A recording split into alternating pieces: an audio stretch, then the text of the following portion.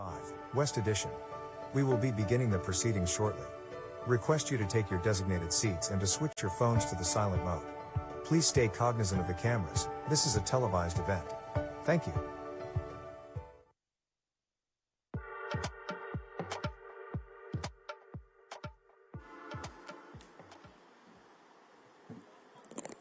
Good afternoon, distinguished guests and business leaders, and welcome to the ETnow.in Business Conclave and Awards West Edition, brought to you by an ecosystem of partners, which include our presenting partner, HDFC Life. We're powered by Bajaj Allianz, co-powered by Arihant Superstructures.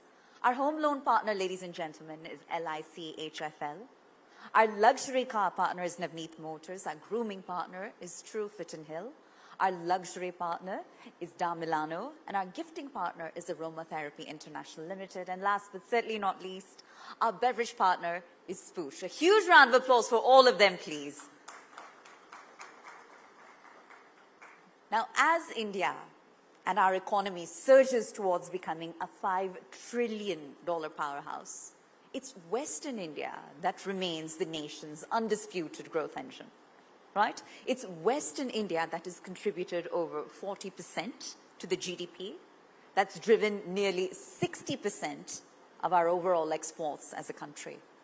And with recent data showing India's services PMI at a robust 58.5, and our manufacturing activity maintaining extremely strong momentum, today's conclave celebrates the region that continues to lead this remarkable transformation. So please give all of yourselves a huge round of applause. I believe it's deeply deserved. So now, from Mumbai's financial prowess to Gujarat's industrial excellence, we gather here this afternoon and this evening to essentially honor the visionaries that are shaping India's economic future. That's right, we're gathered here today at a pivotal moment in time for crucial conversations about the business dynamics of Western India, the region that keeps the country's economy rolling. So let's take a look at the influence of this powerhouse region in setting the pace for what's tomorrow a Viksit Bharat. Please have a look, ladies and gentlemen, at a quick audio visual.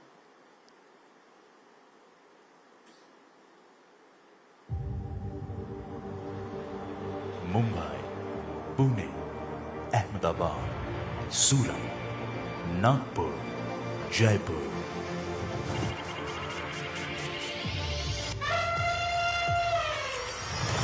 These economically thriving hubs of Western India are driving ambition, shaping innovation, and laying the foundation for a Viksit Bharat. From next-generation industries to transformative startups, Western India is at the forefront of India's economic evolution. With a strong focus on infrastructure, innovation, and human capital, the region is setting an example for exponential growth. Redefining journalism in India, ETnow.in, India's most trusted financial news platform, has become the leading source for business and market intelligence in the country.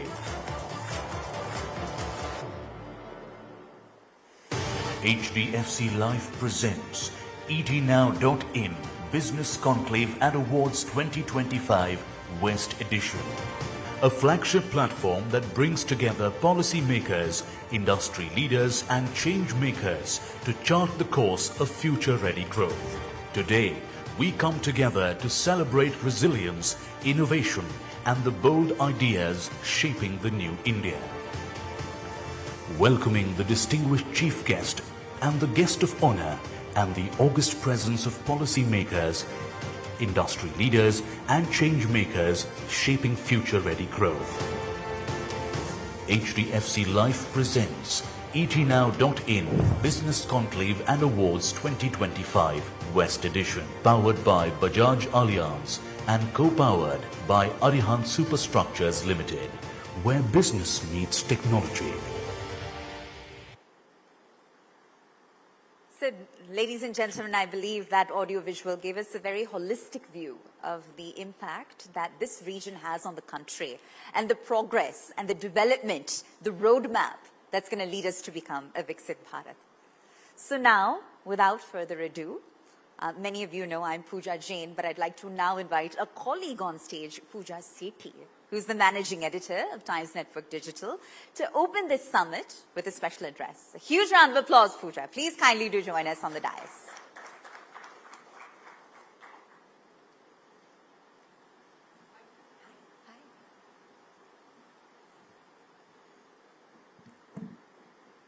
Good evening, everyone. It is my absolute pleasure and honor to welcome you all to the Business Conclave Awards 2025 West. Tonight, we gather not just to celebrate success, but to salute visionaries, celebrate innovation, and pay tribute to the transformative power of bold ideas. Because when business rise, nations shine, and that is not merely a statement. It is a lived reality we all contribute to. Business Conclave Awards 2025 has been curated with intent to unite powerful minds from industry leaders and pioneering entrepreneurs to policymakers and grassroots changemakers. Each of you is a catalyst in the story of Western India's growth, and collectively, you are the architects of a thriving, future-ready India. 2025 is not just another milestone. It is a defining chapter in India's growth saga. India now stands tall as the world's fourth largest economy, a position earned through relentless reform, bold aspirations, and the undying pulse of our entrepreneurial heart. With the real GDP surging at 6.5% and nominal GDP tripling in the past decade, India is no longer just an emerging power. We are the engine driving global growth. Today, we are deeply honored to be joined by Shri Yogesh Kadam, Minister of State Home Ministry, Government of Maharashtra, whose special address will set the tone for an evening filled with insight and inspiration. Later in the day, we will be graced by our chief guest, Shri Nitesh Narayan Rane, Minister of Fisheries and Port Development, Government of Maharashtra, whose presence will further elevate this evening as we raise a toast to the progress, purpose, and powerful partnerships. Our conversations tonight are not just mere panel discussions. They are idea collision designed to challenge norms, spark change, and illuminate pathways to a more resilient future. Amidst all this, we pause to honor the trailblazers, the business award winners, whose innovation and relentless pursuit of excellence are not only shaping the regional economy, but are also lighting the way forward. Your success is not just your own. It's a testament to what's possible when ambition meets execution. To everyone in this room, may you leave tonight with a mind buzzing with new ideas, a network of connections that matter, and a renewed sense of pride in the collective future we are building. Welcome once again, and thank you for part of this special journey. Enjoy your evening, everyone.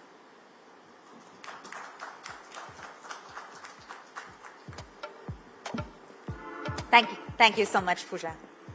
So as Maharashtra continues to attract the highest FDI inflows across Indian states, with investments that I believe exceeded over 1.5 lakh crore rupees in the last year alone, leading this investor-friendly ecosystem is our distinguished guest this afternoon. That's right, ladies and gentlemen. With an eye on the future, our guest of honor has been instrumental in enhancing the state's resilience against security threats while supporting initiatives that promote economic growth and social harmony.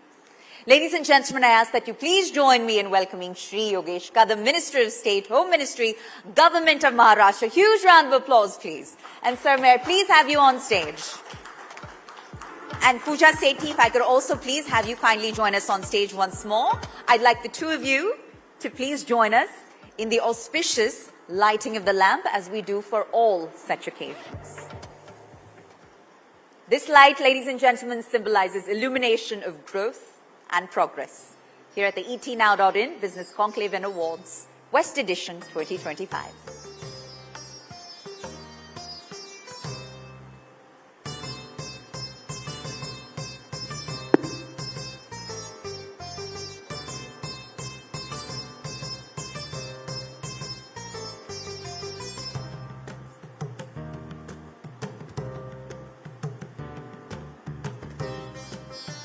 Huge round of applause, please, ladies and gentlemen. Pooja, thank you so much for joining us in doing the honors. And to the Honorable Minister, I ask that you kindly do please take your seat on stage for what promises to be a power-packed fireside chat. And to do honors to that discussion, if I could now please invite on stage Deputy News Editor with the Times Network, Arunil Sadadekar. Huge round of applause, please, ladies and gentlemen.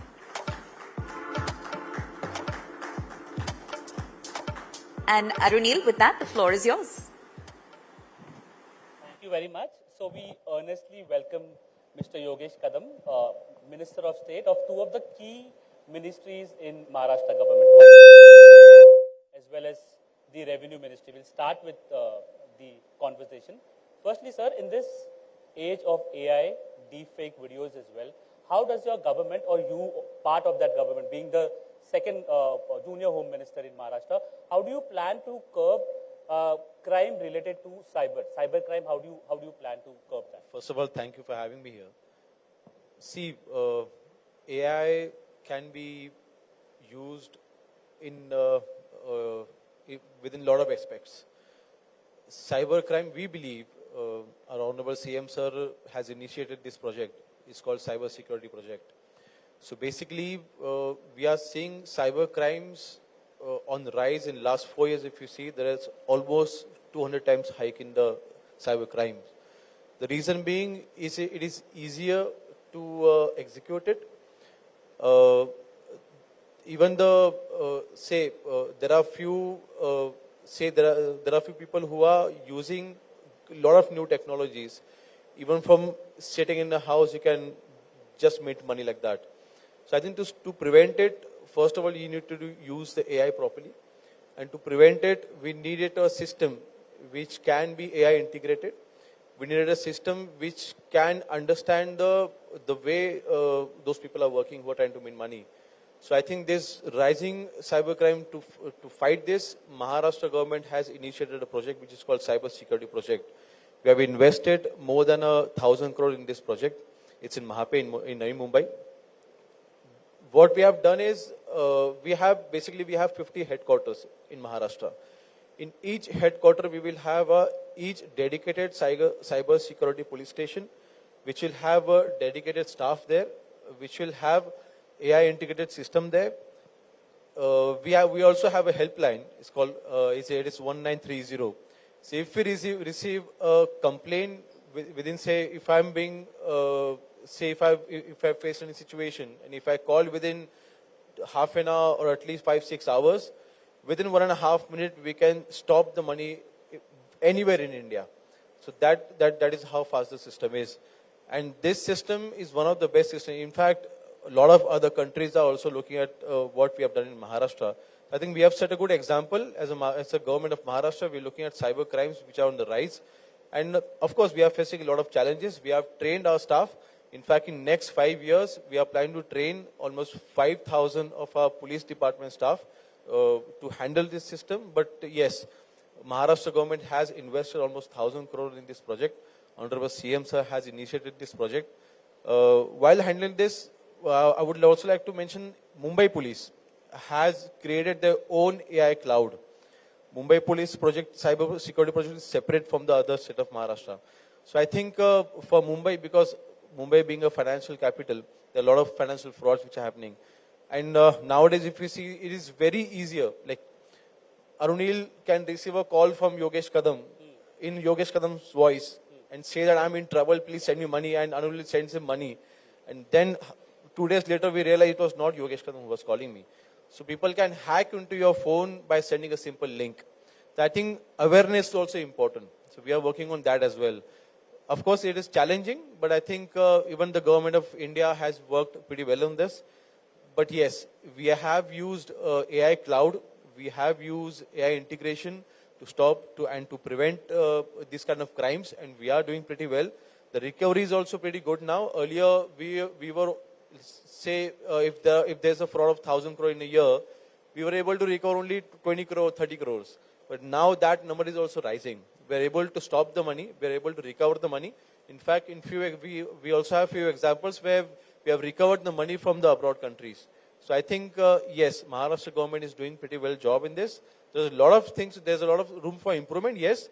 But the project which we have set up is one of the best projects in India. Well, Mr. Kadam, we'll hope that cybercrime numbers reduce not only in Maharashtra but pan India as well. Now, coming to one of the main topics that has been raging in Maharashtra, the language issue. Now, what we've been seeing is there are certain political workers, like we can name them as well, MNS workers, beating up people. Now, what is your government doing about it? Why no arrest? Why no crackdown? Why no punitive measures being imposed? No, we did make few arrests. We cannot say we did not take any action. Hitting anyone will not be tolerated, first of all. See, there are a lot of politics going on. Now that the local corporation elections are around, I think a lot of politics will heat up now. A lot of people will try and portray that we are the ones who are working for the Maharashtrians, for the betterment of the Maharashtrians. But I think Center gave a simple guideline. What Center said was, while promoting or while teaching these 3 languages, state will have the freedom to select which 3 languages you want to promote. The state will have the freedom to select which 3 languages you want to teach in the school. For us, of course, Marathi is important in Maharashtra. That is our culture. If Marathi is not there, Maharashtra's culture will be finished. We respect Marathi. We expect other people to respect Marathi, and I think they do. The second priority for us, after Marathi, we look at English as a second language to teach in the school. So Marathi is compulsory, English is the second language. Third language was given as an option by the center government. This is where the all issue had started. So center has not made it compulsory. Even state of Maharashtra did not make Hindi compulsory in any school. We only said one person should know at least 3 languages. That is the idea behind it. So I think Hindi is not a national language, but that is the most spoken language in India. So I believe there is nothing wrong in learning Hindi. What is going on is just the politics. And I think we have taken serious action against it.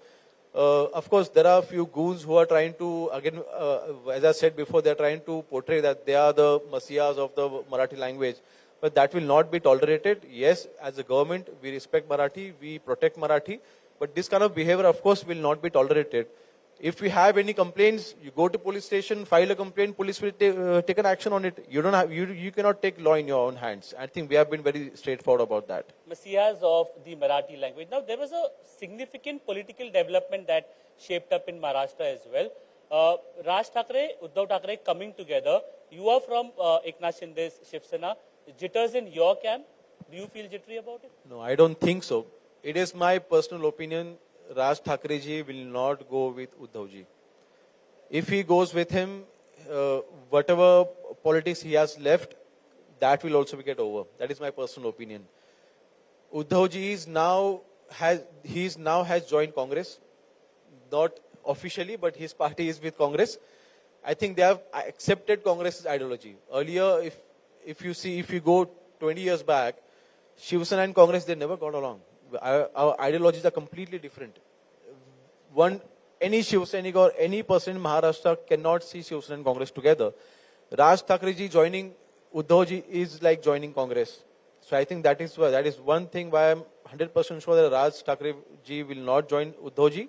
And we are 100% sure the ideology we are having, we face or we believe in same ideology. I strongly believe that he believes in development. Raj Thackeray he is a visionary person. He has never got the opportunity to deliver it, to prove himself. But I think, I remember I was 11-year-old when Shiv Sena came in the power for the first time in Maharashtra. his ideology, his vision of development was absolutely marvelous. I think if such a person is joined in Mahayuti, so of course we'll be happy, more than happy to have him. That is his personal decision, I So you're think. inviting Raj Thackeray to join. I'm a very small Mahayuti. person to invite a big person like him, but as a young person, I would expect him to work with us. Why not? Okay, and you've seen basically you've worked under Eknath Shinde as the chief minister, who's your very own leader from your party. Now Devendra Fadnavis ji is the chief minister. What is the difference? Are you noticing, like, you are the junior minister to Devendra Fadnavis ji as well in the home ministry? How do you share? What kind of a rapport you share with him? Any kind of intervention? Does he give you any kind of an advice? One thing what I like our CM sir is he has given us a lot of freedom to work. Make mistakes, that's fine, but learn from it and move on. That is his thinking. And that is working with him, sitting on the same table side by side with Devendra Fadnavis ji, a lot of leaders dream of this. I have got this opportunity. Of course, I'm trying to gauge, I'm trying to learn as much as I can from him. But he has given us freedom to work, and that freedom has given us confidence. That freedom has given us to deliver new ideas, and he's open to new ideas always. And he's easily accessible. Even if I message him right now, he'll reply within 5-10 minutes. That we have seen. That even you must have experienced that. So he's easily accessible, and that helps a lot. Whatever we are doing as an MOS, I hold 5 important portfolios. Revenue is there, rural development is there, FDI is there, food and civil supply is there, home is there with him. But I think to sit with him to understand, it is an opportunity for me to, a good opportunity for me to understand how he works the administration, how he works the government, how he plays the politics. I think that's a good learning curve for me. Mr. Kadam, like, we'll roll back to 2006, 189 innocent lives being lost in a train bomb blast. Now, recently there was a judgment by the Bombay High Court acquitting those accused. Yes, you might have got a partial relief from the Supreme Court. Basically, the order which was highly critical of the Maharashtra government as well as ATS, it has been stayed now. But when justice will be delivered to those 189 victims, their family members? Yeah, of course. As a government, we are pretty much see. Basically, this happened in 2006. We came in power in 2014. All the system came in our hand in 2014. That's a good gap of 8-9 years. So within that 8-9 years, whatever things had happened, whichever evidences were collected, whichever evidences were produced in the court, that is the base. Of course, we'll have to work on that again. You are blaming UPA regime for... I'm not blaming. See, no government would try and release those kind of people. No government would try and release, I would not tag as a terrorist, but then they were acquitted. So I think we will fight this in the Supreme Court, and I'm 100% sure the Supreme Court verdict will come from our side, from the government side, and the victim's family will definitely be dealt with justice. Mr. Kadam, your government, Maharashtra government, also aims to initiate a crackdown against online gaming platforms. Just brief a little more about it, please. So we are facing few issues here. There are few companies who has come up with online rummy game. There are few companies who have come up with online poker game. So what has happened? Our central government did ban all these games. Of course, we need to now work on the law. But then, meanwhile, Supreme Court and Honorable High Court came with a judgment. You cannot ban a game of skill. So now they categorized it by game of skill and game of risk. So Rummy is game of skill and Teen Patti is game of risk. So basically, if you know what you're doing, it's game of skill. So I think... so you're defending Rummy because one of the ministers from Maharashtra was caught. Basically, he was his mistake was playing Rummy in the assembly? He was playing in the house. He was playing in the house. That is absolutely inappropriate. But coming to your earlier question, yes, because in last 1 year, if you see the data, a lot of families have lost a lot of money. In fact, there was a family in Maharashtra, the whole family committed suicide because they lost money in the gaming. I think this is a serious issue. Honorable CM sir has recently, in this month only, I think the 2nd July this year, Honorable CM sir has sent an official letter to the Center of Government that we need to ban these kind of games. We need to take quick actions because there's a not law and order situation, but a lot of families are losing valuable money. A lot of poor people are getting trapped in these games. So I think we need to alter the law or maybe take some strict action against it. So Maharashtra government is coordinating with center and making sure that these online games will be banned and trying to save our people from from any further trouble maybe. Mr. Kadam, now I would like to ask you a question that is related personally to you. An allegation was leveled by Anil Parab from Uddhav Thackere's Shiv Sena saying that you are MOS Home Ministry's second in command basically in Maharashtra, and your family member owns a ladies bar. There was a raid also which happened on it. How do you respond to that? I'll tell you the chronology. Okay. The 27th night, May that is, I initiated a raid in Navi Mumbai. That was in the dance bar. 20th morning, I took a press conference and I directed all the police department, even before the press conference as well, that wherever such illegal activities are happening, go and stop those, make those raids and make sure our Maharashtra is dance bar free. The property which we are talking about, the license was not given while I was MOS. I just became an MOS. That license is almost 25-year-old. Firstly. The second point, we have given that property on lease. My mother has given that property on lease for almost more than 22 years now. We have not even stepped into that property.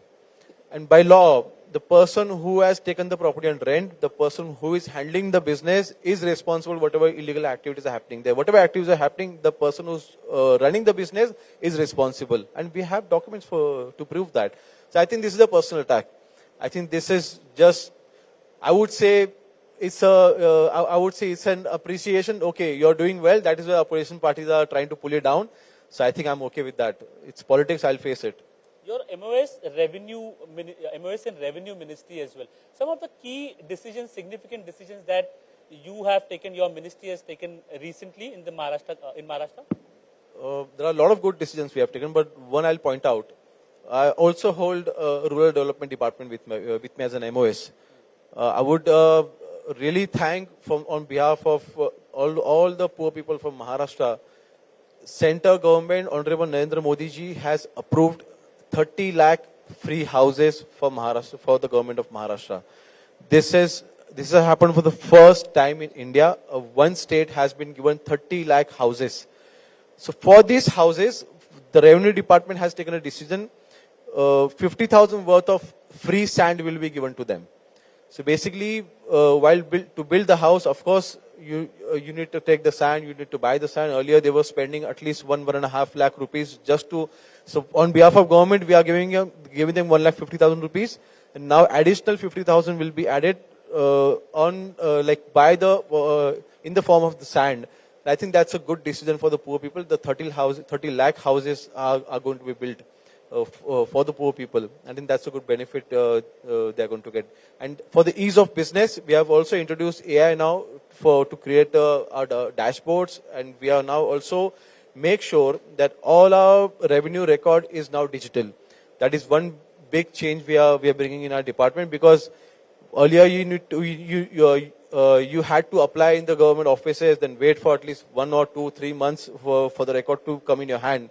But now I think if you just applied online, you will have the document on your hand within 1 or 2 days. So that is big change we are bringing in the revenue department. Mr. Kadam, as a second in command in Maharashtra Home Ministry, what are your plans to ensure women's safety? Yes, Mumbai is one of the safest cities according to the people of India. But what about the rest of Maharashtra, as well as what are you doing to ensure there are enough police personnel with respect to the number of citizens that live in Mumbai or the other metropolitan areas of Mumbai or other parts of Maharashtra as well? There are a lot of things we are doing.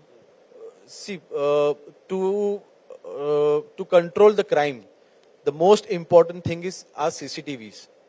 You need to have good CCTV coverages. You need to have good CCTV systems in India, in Maharashtra.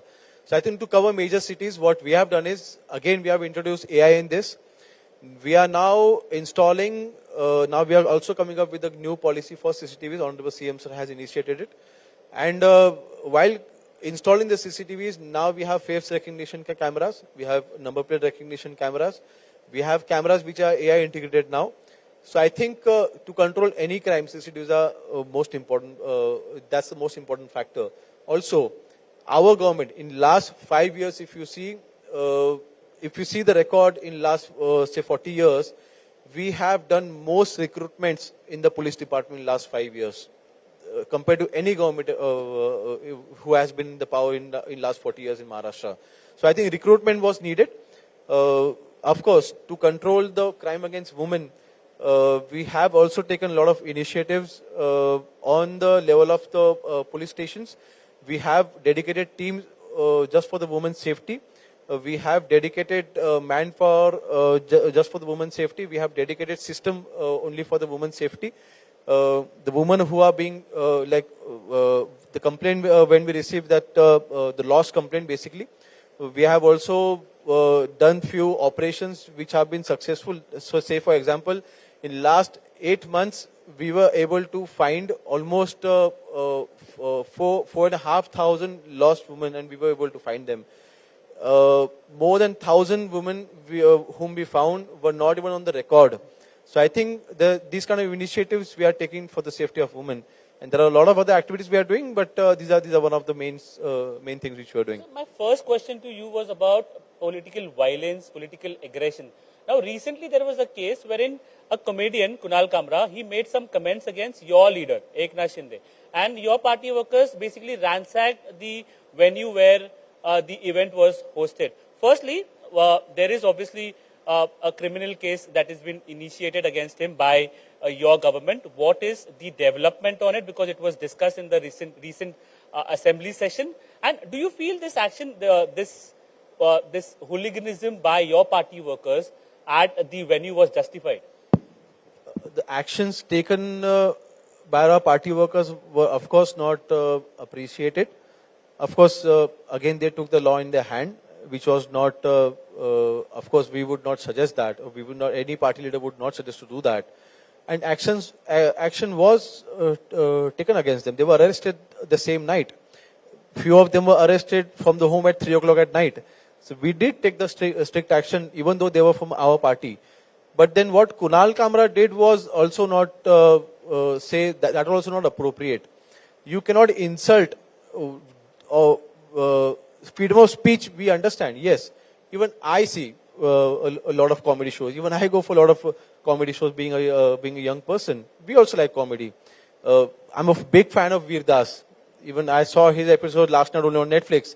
But what Kunal Kamra does, he continuously insults Honorable PM Sir. He continually insults respected politician from India. Insulting somebody like Rahul Gandhi is fine, but insulting in an inappropriate way.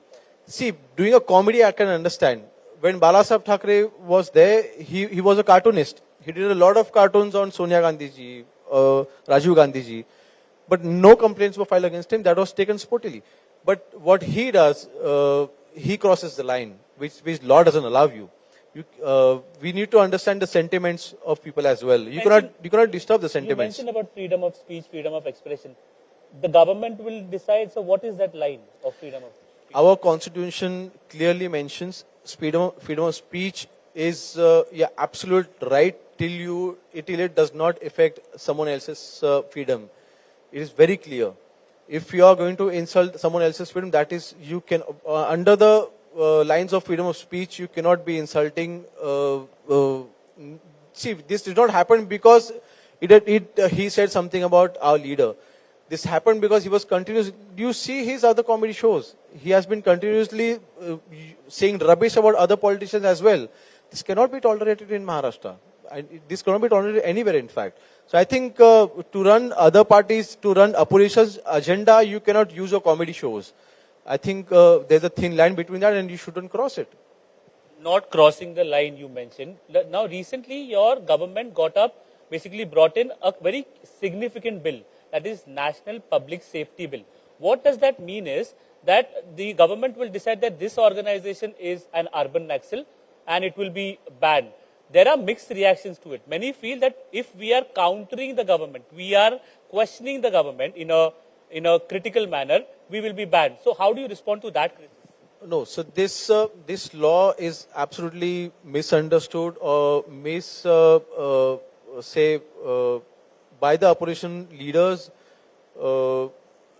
I think they are trying to portray that this law is against farmers. They are trying to portray this law is against workers or maybe even students. See, Maharashtra is not the first government to apply this law. We are the 5th state in the country. Why? Where did this concept come from? In 2006, the UPA government first time recognized the word LWE, that is left-wing extremist. So basically, the reason, now in Maharashtra, Gadchiroli, then in Chhattisgarh, there are Naxalites. So before, I think if we go to 20 years back, we were only aware about the jungle Naxalites. But they came up with the concept of urban Naxalites. They had given a task to make sure every major cities in India is paralyzed. Every major cities should follow the CPI Maoist constitution, because they believe in that. They do not believe in Indian constitution. They believe they have made their own constitution. It's a red book which they call. And they are following that constitution, and they are making sure that no government should run easily, no government should thrive, no government should be able to do any development. So they are coming up with such, activists, and they are trying to paralyze the constitutional government. I think that is where the problem is. That is urban Naxalite. We cannot let that happen. This is not to protect BJP government, or this is not to protect any other agenda. Because other states who came up with this law are not run by the BJP government. They are run by the other parties in India. I think this is not the agenda we are holding here. We are absolutely assuring all the people in the Maharashtra this law will only be applied to the parties or to the people who are only connected to Naxalites. A final question to you. This conclave is about attracting business, getting like-minded people from the business field together. What Maharashtra government is doing to boost business, to attract business? You see, firstly, not because I'm in the government, but Honorable CM Sir has worked really hard on this. See, now, earlier, 20 years back, Maharashtra did not have a lot of competition from other states. But now Maharashtra has a lot of competition from other states. But still, we were able to attract the most numbers of FDI investment from within the India. Maharashtra is the most receivable, I would say, friendly. And then Davos last year, we were able to attract almost 16 lakh crore investment in Maharashtra. That is the most number for any state in the history of India. So I think Maharashtra is business friendly. Holding the home department, again, we have ensured that no goons will trouble you. You come here, we will give you a free environment. We will give you a business free environment to work here, to do your setup, to run the business. We are definitely making sure that we will back your business. We'll make sure that you are given that freedom in Maharashtra. Mr. Kadam, thank you very much for gracing this event as well as speaking to us so candidly. Thank you. Thank you. It was my pleasure. Thank you. Okay. Thank you, Arunil, and thank you to the Honourable Minister. If we could have Pooja Sethi back on stage, please. Sir, I ask that you please remain on stage for a moment longer. We'd like to felicitate you with a special token of our appreciation. I'd like to ask you to stand for a quick photo op so we can cherish the moment.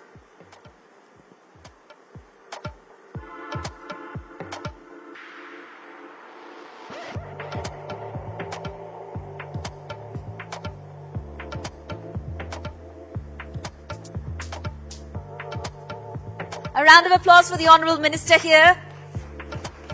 Thank you, sir, for gracing the occasion and serving as our guest of honour this afternoon at the ET Now.in Business Conclave Awards, West Edition. All right. So, ladies and gentlemen, India's manufacturing sector is experiencing a revolution. It's a revival. It's a revival driven by smart machine learning, driven by advanced technology, especially with the advent of artificial intelligence. And 99% of Indian manufacturers are now investing or planning to invest in artificial intelligence over the next 5 years.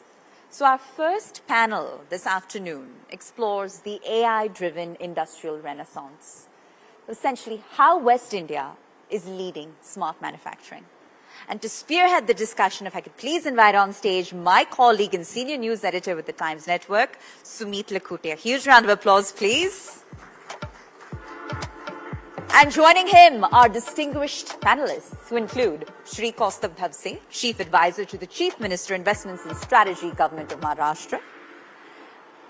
Kindly, sir, kindly join us on stage. We thank you so much for being here. We're truly honored and deeply humbled.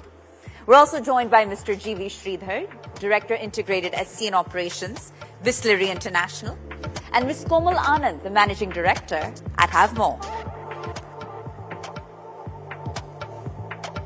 Pleasure. Thank you so much. We have a stellar lineup of industry stalwarts, as you can see, to do the topic justice.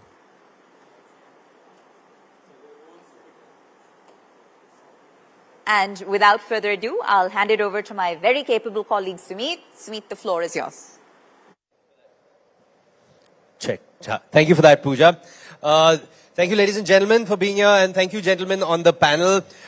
We have a very interesting topic, a very buzzword topic, right? Like Pooja said, we're talking about AI-driven industrial renaissance.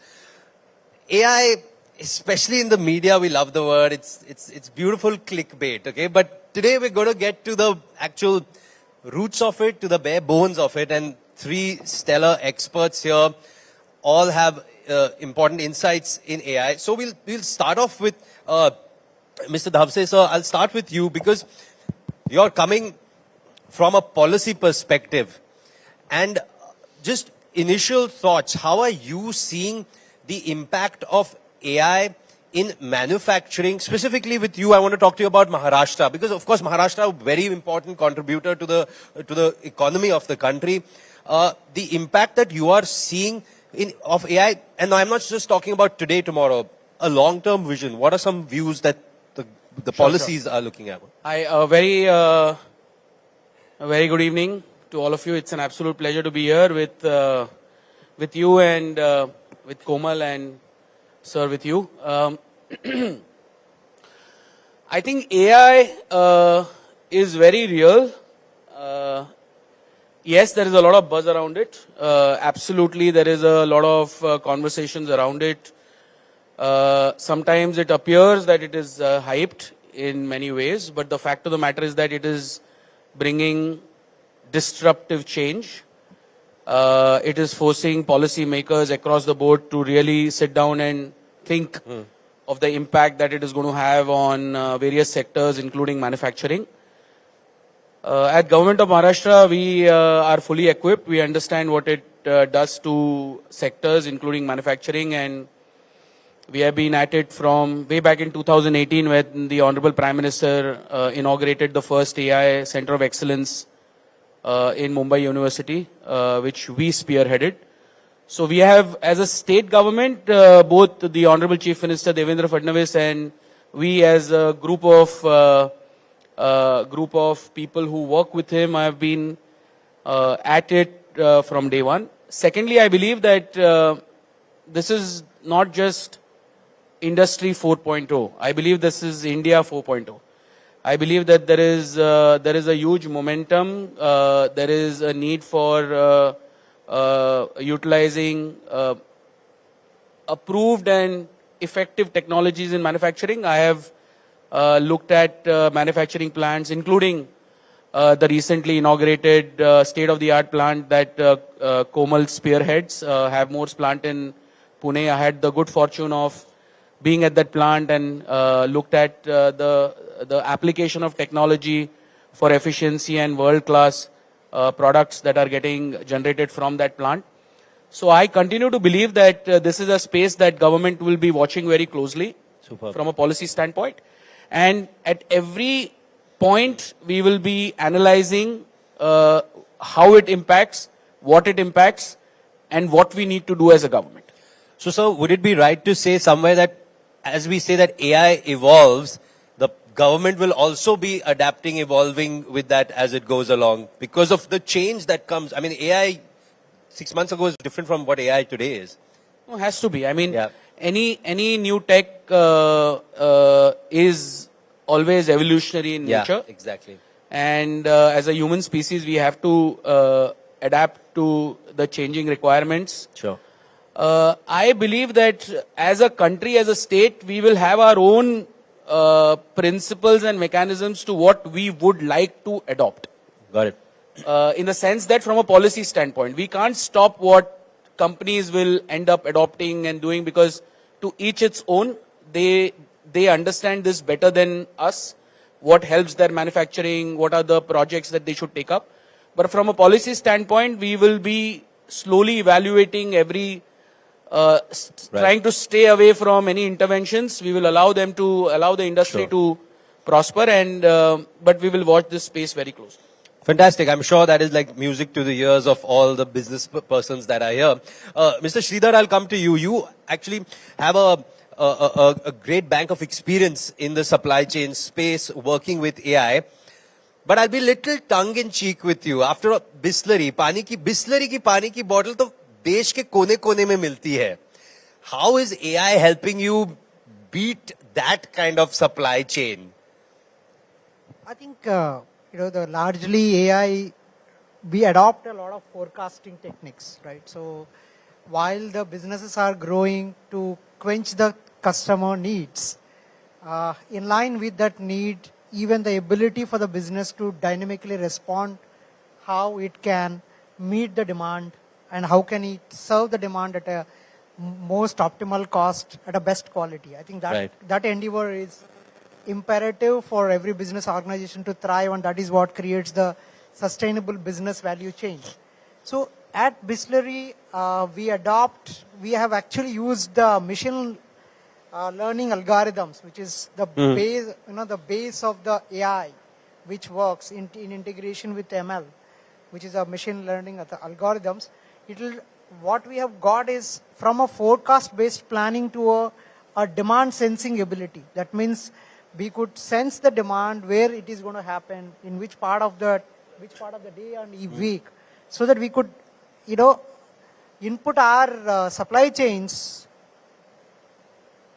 Sorry, no, so I think the volume is a little low. If we could, from the console, just up the volume of Sir's mic. Sorry, Mr. Sridhar, please carry on. No, sir, you carry on. They'll increase the volume from the console.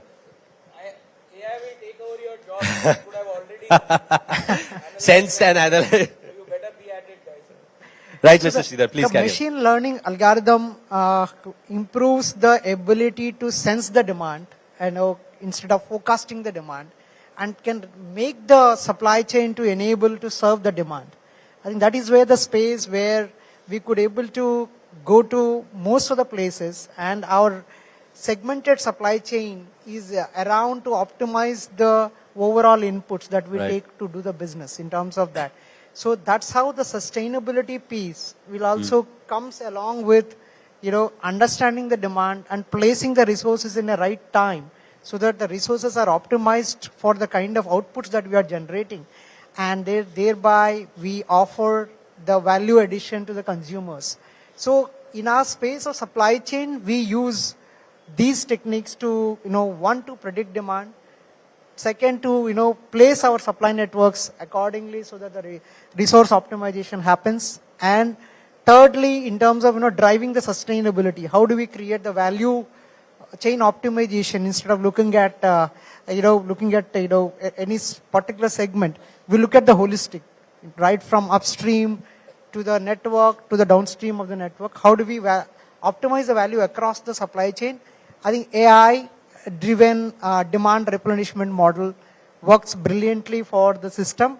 And it also now it's a omni-channel network. We cannot create a network to serve a particular channel. So we need to create a channel which can respond to the omni-channel demand. So that's how this AI and the planning networks will become better to design the overall supply chain. Fantastic. Okay, that's a very important and a real life case for that. So thank you for that. Mr. Anand, Mr. Dhavse was speaking about your the plant, the new state-of-the-art plant. So, two questions. One is, how are you using AI innovation in the F&B space, and especially in this plant? How is it maybe different from your other plants? And more importantly, is AI making the ice cream taste better? Thank you. Thank you for that. Good evening. And, before I begin, I'd like to genuinely thank the Maharashtra government for facilitating a conducive environment for us to set up the factory. And, I don't know how many of you picked up what Kaustav just said a few minutes ago, that they've not only helped us set up the factory, they just let us loose and, do your stuff, whatever you want to do, and we're there to help you. So thank you, Kaustav, and thanks.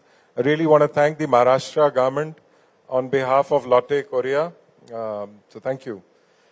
Yes, now coming to the factory and the plant that Kaustav and the Honorable Chief Minister inaugurated on the 6th of February, it is one of the state-of-the-art ice cream factories we have.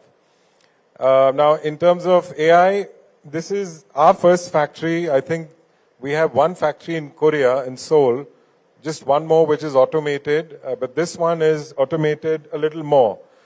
Now, how are we using AI in this factory? I think what's important is, first let me clarify, using AI sounds very simple, but it is not, because, what we've learned and I've learned is human beings have a very high tolerance level. So if I'm a human being and I'm supposed to pick up a particular bottle or a ice cream and put it in a box, I use my brain and I can adjust.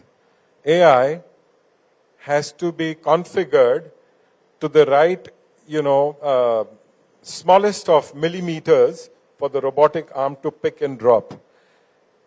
So we've been at it since, I think, December. We're still training it's work in progress. The robots are still learning through the AI on the specifications of each pack, each size. And the interesting thing we've also learned is that when we buy packaging material, while the supplier tries to be consistent, not always will the laminate roll or box be identical. And AI does make mistakes there. So there is a huge learning curve in the Talegaon factory right now where AI is learning and human beings are also there learning on how do you teach the robots. So both are working together. But what actually AI has done, is, let me give you an example of the candy line. We make ice cream candies as one of the SKUs. So in the factory that we have in Ahmedabad and the one in Faridabad, hypothetically, we can make about 9,000 to 10,000 candies an hour. The factory in MIDC Talegaon is configured to deliver 20,000 candies per hour. While the production speed is high, a human being labor cannot pack at that speed, and that becomes a bottleneck. So the robots have been installed, and we've got many robots in each line to do the speed, to ensure that there is no clogging in the production line. So that's the journey we have so far in Maharashtra on AI. And, in future, I think Korea is very clear. This is the factory where we will continue to invest more and more in technology. We've started with the robots on 3 lines, and we will continue to invest in build technology in this factory. Fantastic. That is quite insightful and a very important lesson for everyone here to take back. Mr. Dhavse, I'll come back to you. So, Mr. Anand started by saying, he's thankful to the government. Of course, I'm sure there are many companies that are. I want to talk to you about one particular company that must be really thankful to the government, which is Tesla. But I want to play devil's advocate with you. Tesla, pioneer driverless cars. Are we going to see driverless cars on the chaotic cities of Mumbai? I'll specifically talk about today. Are we going to be seeing that soon? And the ever constant battle which says that AI equals to less jobs. what is your take on that from a policy perspective? Okay, so both are very important questions, and they are politically sensitive. First question, I think what is important, and we continue to believe this, is that from automation to becoming automated to become autonomous is a journey that a society, a country has to take. And I think India needs to define its own parameters for that. We need to keep pace with the world. There is no doubt in my mind about it. There are certain efficiencies we need to be brought in, like what Mr. Anand was mentioning, that there are certain things are necessary, and those necessary things need to be incorporated in order to compete with other economies, other countries, and become a large global competitive manufacturing base. But having said that, autonomous cars are still at a distant. Reason being, we have about, I think nationally we should be having about 80 lakh drivers. So when government makes policy decision of that nature, it has to take into consideration several facets of impact that it creates. How do we upskill a certain section of a monotonous job ecosystem and bring them to the next level while we allow that monotony to be taken over by AI-driven processes is a reality at a policy level which we have to face. We cannot hide behind, the garb of anything to say that we will not and we cannot and not necessary and all that. But for once, I want to thank the chaotism that happens on our roads, which is going to take a long time for, an AI model to really be on its own. Sometimes certain things were designed for us to delay adoption. And I think we will look at it at every step of the time. But Tesla's arrival is important for the country. It is, it's remarkable. It's not a car. It's data. It's the intelligence that it brings. And I had the opportunity to be with the Chief Minister when we inaugurated. We have been working with them for some time now. And my sense is that they are welcome in this country, and obviously we will facilitate as much as we can. I just want to leave this thought with all of you. You are CEOs, CXOs, you are policymakers, that government will be a constant enabler in this. We are not close to any idea. We may have our views, we may take certain positions in certain areas, taking into consideration the larger goal that the economy needs to address. And sometimes those decisions may not be conducive to a certain sector. But with Mr. Fadnavis at the helm, I can tell you one thing, that it will be conducive for Maharashtra. It will be in the right direction. And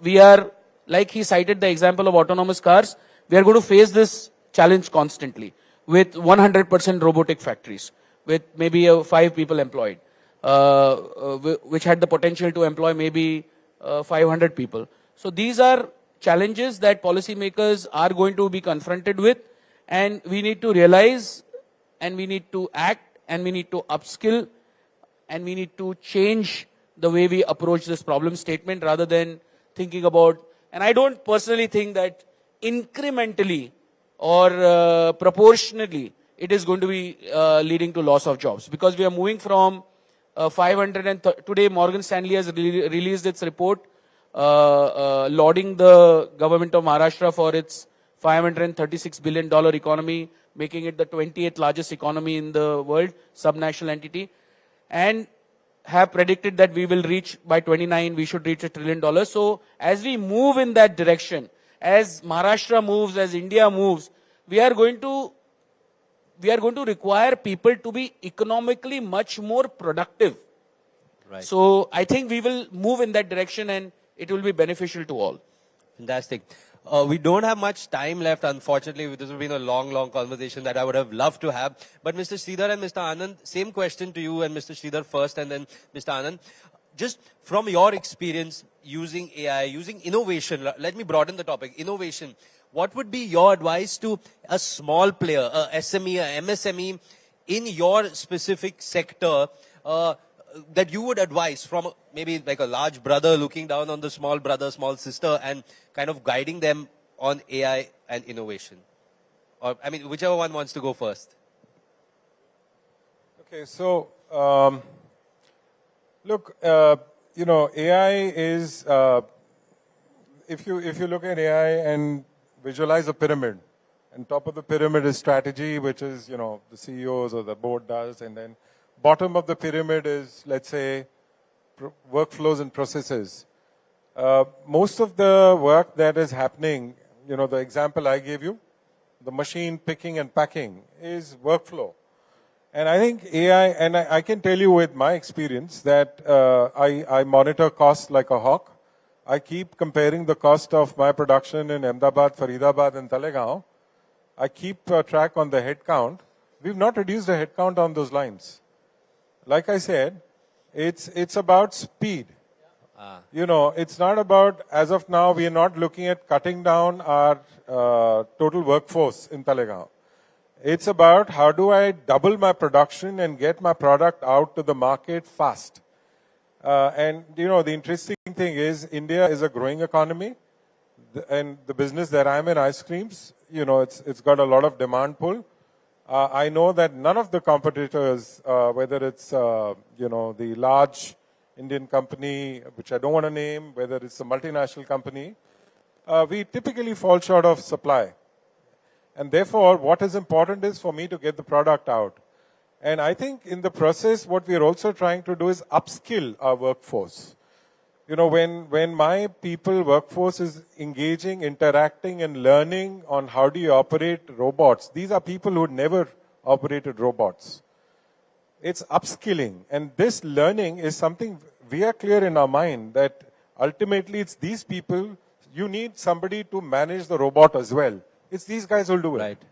Yeah. So, yes, Sridhar, your last thoughts. That one additional advantage with AI coming in is it's a predictive maintenance in terms of troubleshooting, because the machines are learned and the machine learning and algorithms will always propel up to self-correct those machines. In that way, it is going to be, you know, adding productivity to the scene in the bottom.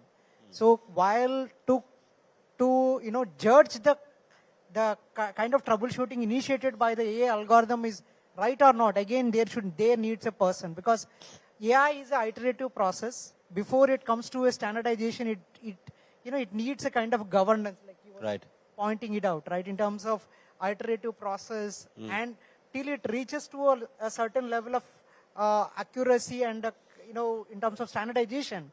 So I think there needs a person to govern, and the upskilled person will help to grow the business.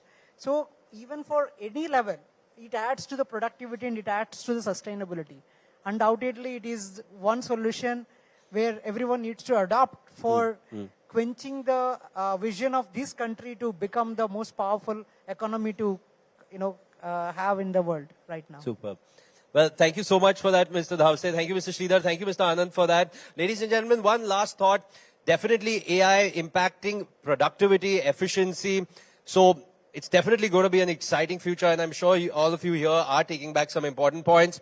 One last thought. Well, my research today was not done using ChatGPT. Maybe I will check on how AI improves my efficiency the next time. Ladies and gentlemen, round of applause for our panelists. Thank you so much. Thank you. Back to you, Pooja.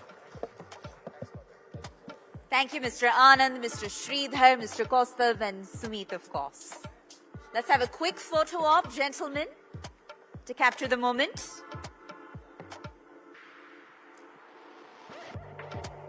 And if I could please also invite Pooja Sethi to take the stage to felicitate each of our panelists, please.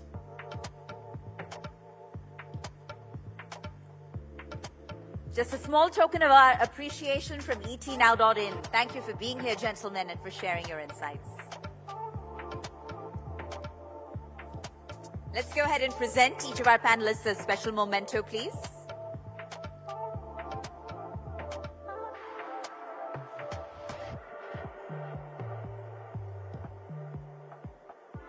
An exciting agenda ahead, lots more coming up, including the awards ceremony, of course, to salute the industry's finest of the finest.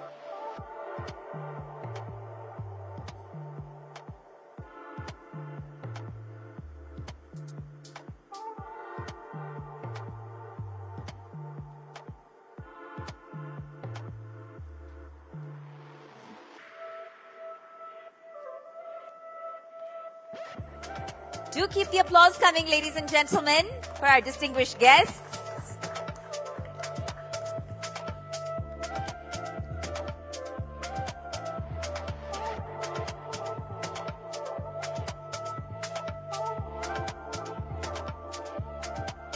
All right, thank you so much. Thank you so much once again.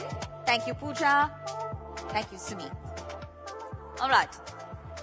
So, I'm stating the obvious, but development is incomplete without strong infrastructure on which to grow.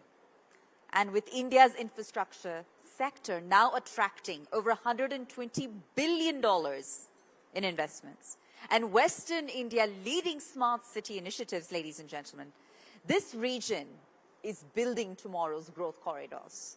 That's absolutely right. So from real estate development to matching the needs of a growing startup community to sustainable, eco-friendly, future-ready solutions to support this growth, infrastructure is absolutely key in building a strong India by 2040. And our next Power Pack panel is here to tackle that very topic and share their insights. That's right, to share their insights on the road to Infrastructure 2040, building West India's growth corridors. So to navigate the discussion, if I could please invite my colleague on stage, news editor of the Times Network, Ritvika Gupta. Huge round of applause, ladies and gentlemen. She'll take us what promises to be an exciting debate. And joining her, our panelists include Mr. Ashok Chajjar, Chairman and Managing Director of Arihant Superstructures, Mr. Ashwinder Matharu, Chief Business Officer of the House of Abhinandan Lodha, and Rajiv Dash also joins us from Adani Realty. He's the Head of Sales, Marketing and CRM for the Maharashtra region. All right. I think all our guests are now among us. And with that, Ritvika, over to you. The floor is yours. Infrastructure 2040, ladies and gentlemen. Thank you, Pooja. Okay, I'm audible? Great, awesome. Good evening, everyone, and we are really happy to be talking about infrastructure today. It's a very interesting topic because the India growth story strongly hinges on good infrastructure. So states like Maharashtra, Rajasthan, Gujarat, they're already taking big leaps, taking big strides. And I think what we are here to discuss today is West India's infrastructure push, the factors driving the same. So I want to open this panel with a common question, a broad question to all of you. How closely is West India's vision, infrastructure push, tied to the larger India growth story, the Viksit Bharat vision? Let's start with you, Ashok.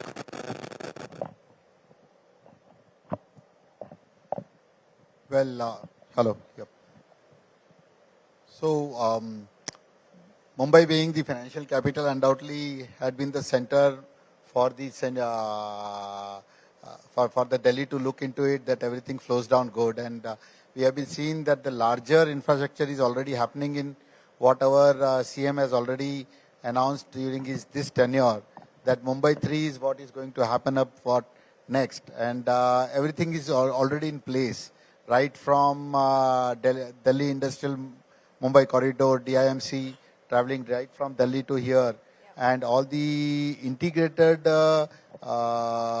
roadways right from national highways to state highways. So everything is in place over here, and we see Navi Mumbai which is adding on to the right new picture of the city of Mumbai as an global city with the new airports, etc. coming. Everything is in place, and government has seen to it that the adequate funds have been given to it, and the development is happening. Fantastic. Rajiv, your take on this?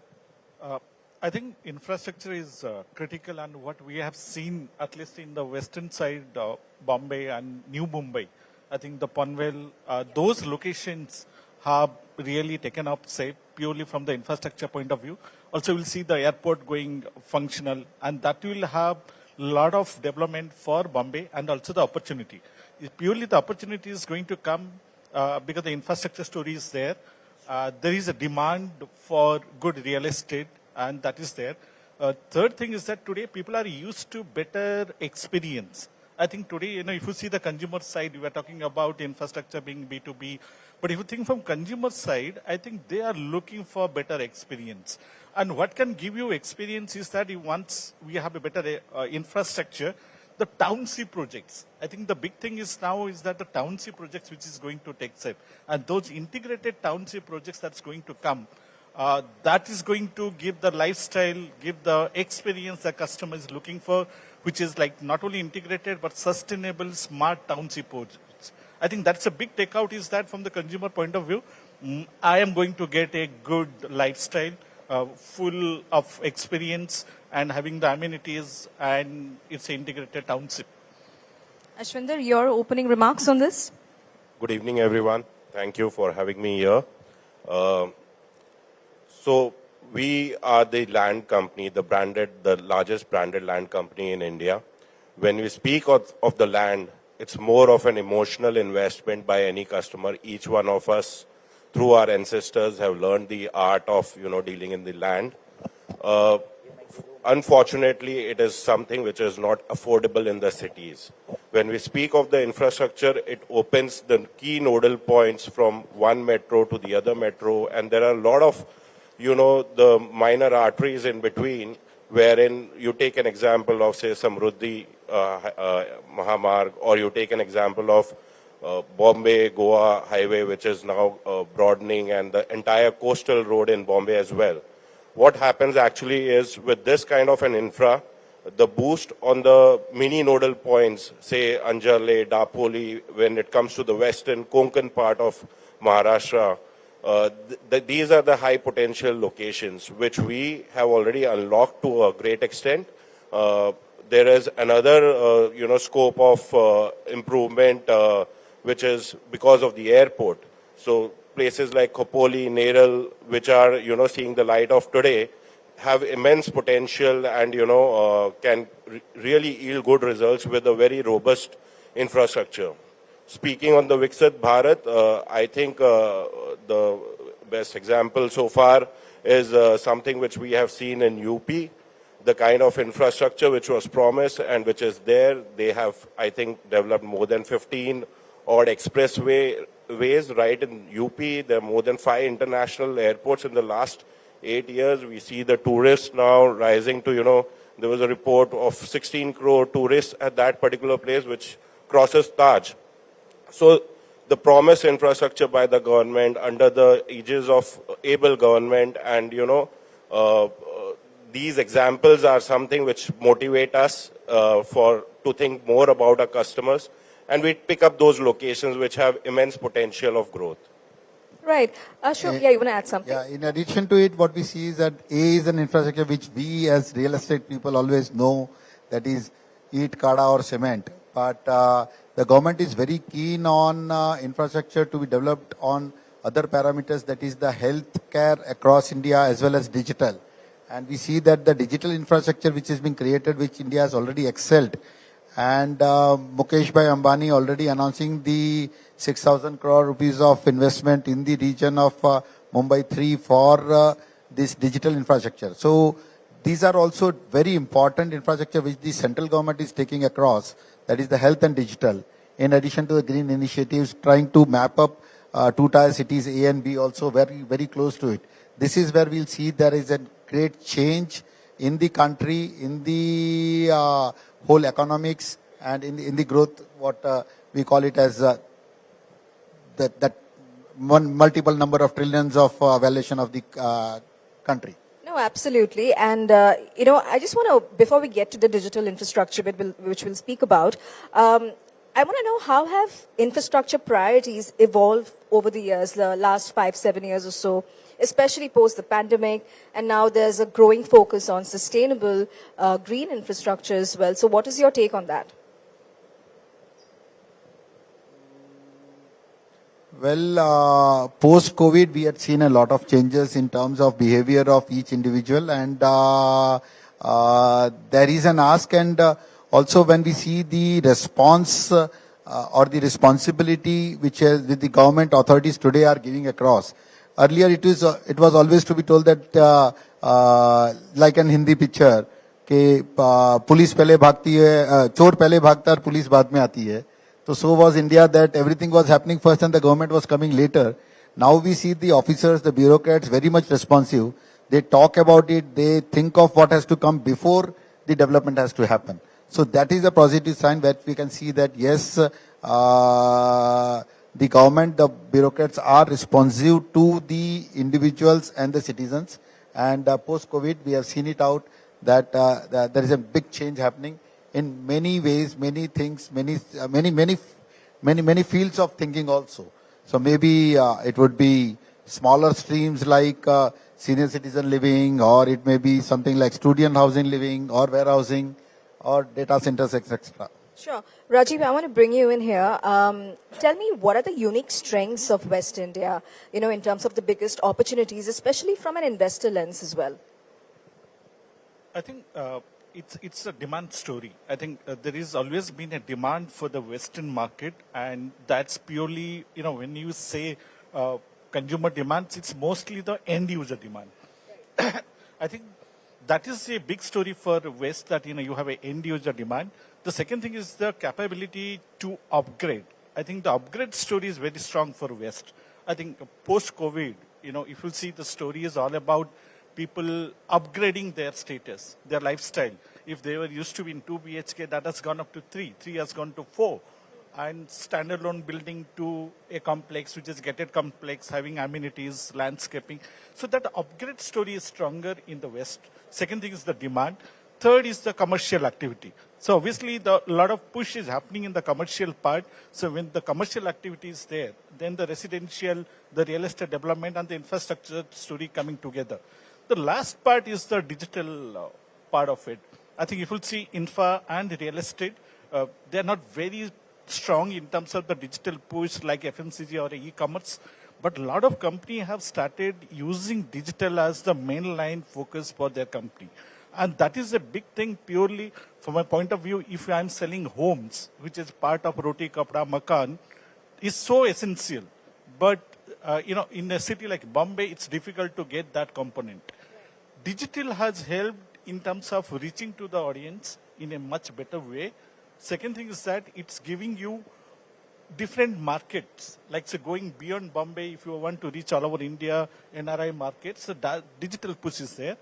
Third thing is that AI aspect. I think when we are making a smart city, like today, if you see the development is towards the township projects and smart cities, AI is playing a more important role. Whether it's a traffic management, making sure that you are making an efficient city in terms of carbon neutral, energy efficiency, that is a key aspect of it. So in totality, it's an opportunity which has been created through a mix of infra story and the commercial sector coming together, which is giving a lot of push to the residential and overall real estate. Sure. And what about the policy and framework? Ashwinder, I would like to bring you in here. Tell me, what are some of the policy tweaks that are required? Are there any funding roadblocks in terms of real estate and infrastructure as far as that is concerned? And if so, what needs to be done?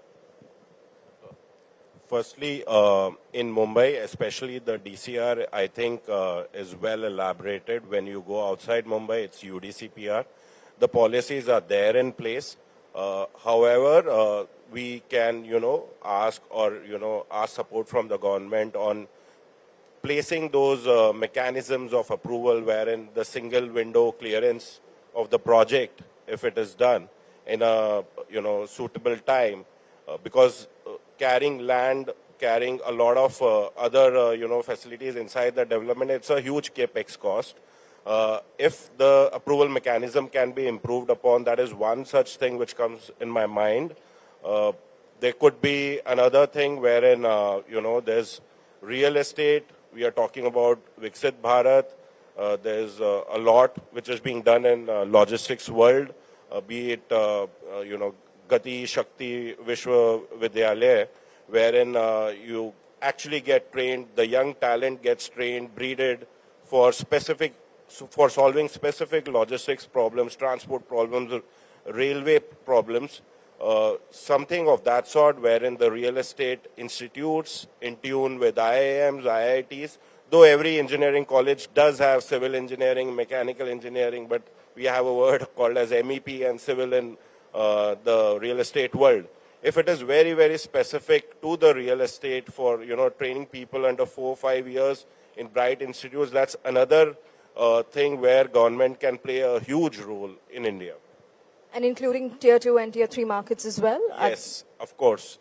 In tier 2, tier 3, all the more it becomes much important. There's a lot of talent. We see it in our favorite sport, like cricket. There are a lot of international players, a lot of Olympians. Everyone comes through these towns. If there's, with the, infrastructure of roads and airports and all those connectivity things, if there could be great institutes out there focused on real estate, if there could be skill development out there, it will play a huge, huge role. Sure. Ashok, coming to you, we have the Atal Setu Bridge, we have the Navi Mumbai Airport, there's a whole talk of this Nana City 3.0. Tell me, how do you think this is going to really transform Mumbai and the region? And I'm talking about just Mumbai and the region, but how do you think that will transform the identity of this particular region? Well, Mumbai 3, today, as we see, there is a great political will from the head of the states. And it is almost like the Mumbai 3 is 600 square kilometer and our Mumbai is 300 square kilometer. So this would really help out in spreading out horizontally and decongesting and meeting the growing demands of the city, which is growing. Because without this space, the city cannot grow at that pace. We have seen migrations happening of many things going to Bangalore, Pune, Hyderabad, etc., etc. So the city expansion in terms of geography is very important, and this region happens to be the more core because it leads to all the directions right from the east to the south and north, both, all the three of them, west happening to be the Arabian Sea.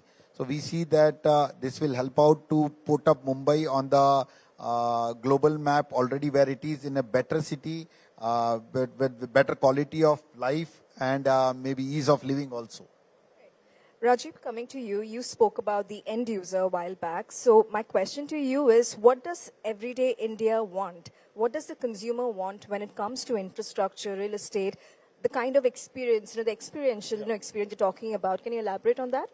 I think it boils down to one thing is the experience. I think today end user is looking for something which is a better lifestyle, where I can walk to work and stay close to the place so that my traveling time is less, or if I'm traveling a distance, then the infrastructure has to be robust enough so that, I can stay maybe in Panvel but come back to Bombay CBD and work there. So that's what the infrastructure.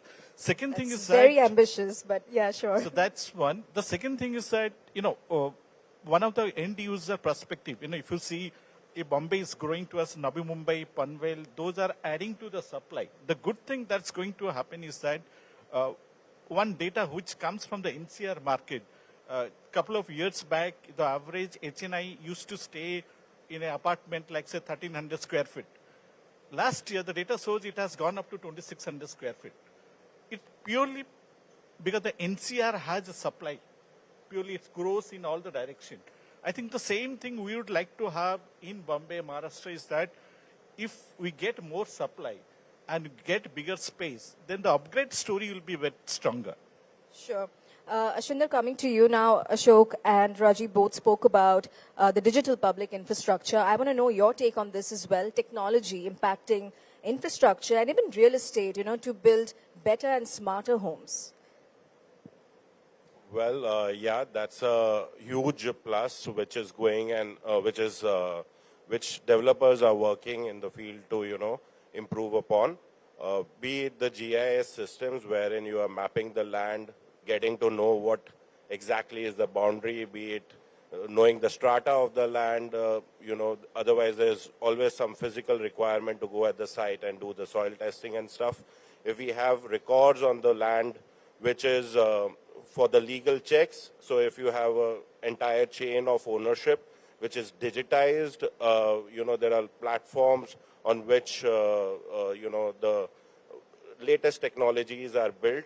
So if we use those technologies, if we get those, chains of documents, chains of checking on the satellites, checking with the satellites on the land, doing the GIS, improving the ease of ownership from when it comes to the customer.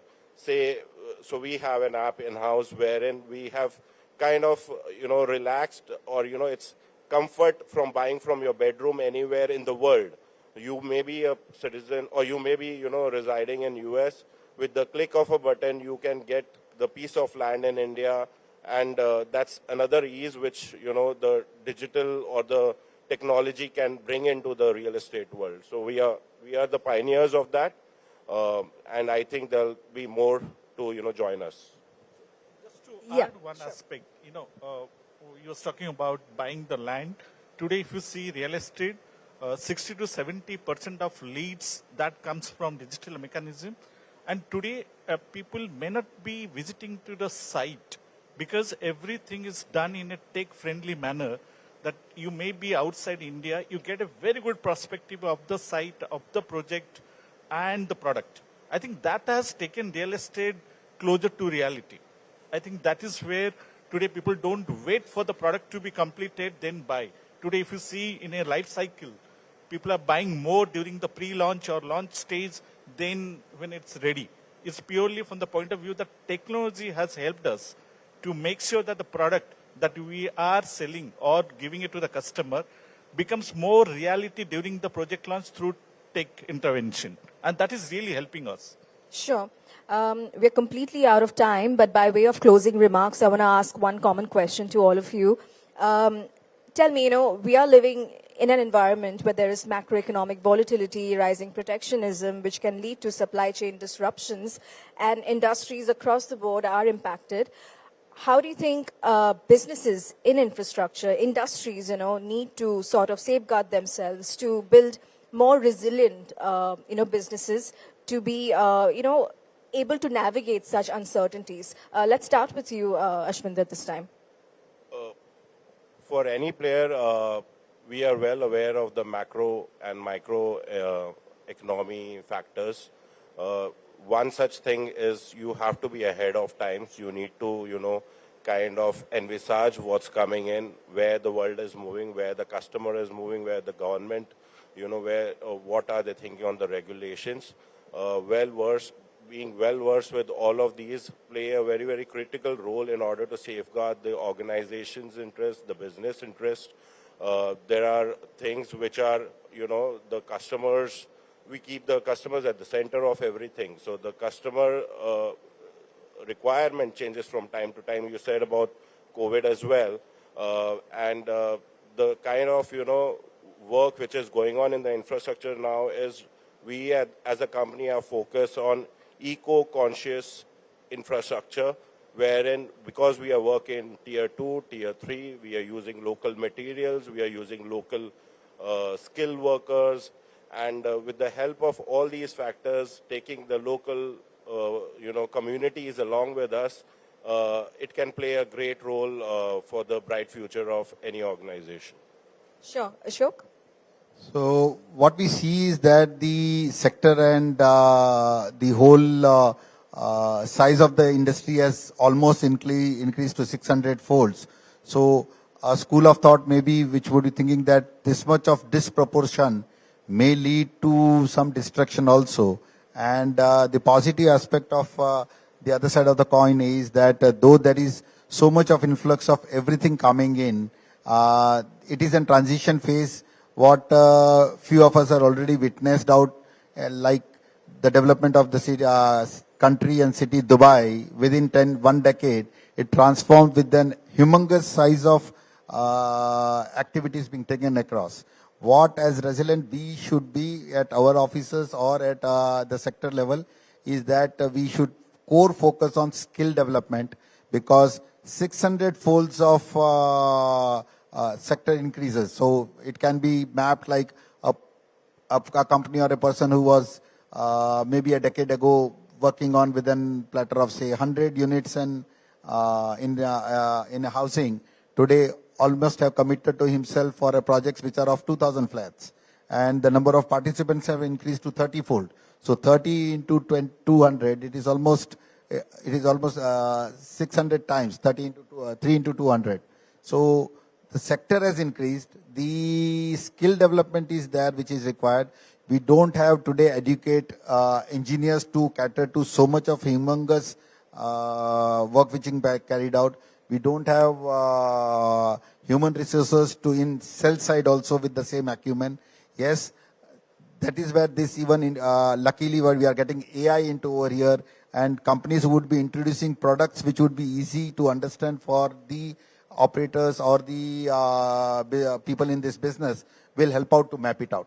But yes, there is disproportion, and it may be looked into as an changing face also, and it has to be literally taken care is really we are not driving into any destruction mode.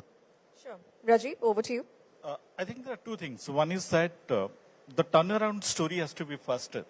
Obviously with the help of the tech support, but one has to make sure that anything that you are taking from idea to execution, it has to be done faster. Something like, it's like a moment marketing. If you miss that moment, that timeline, then, you are not getting the ROI. Your ROI will be faster if you can turn around faster. We have seen it in other countries, what they are doing in terms of turning around and getting faster ROI. That's the first aspect, and which is where the tech intervention is critical.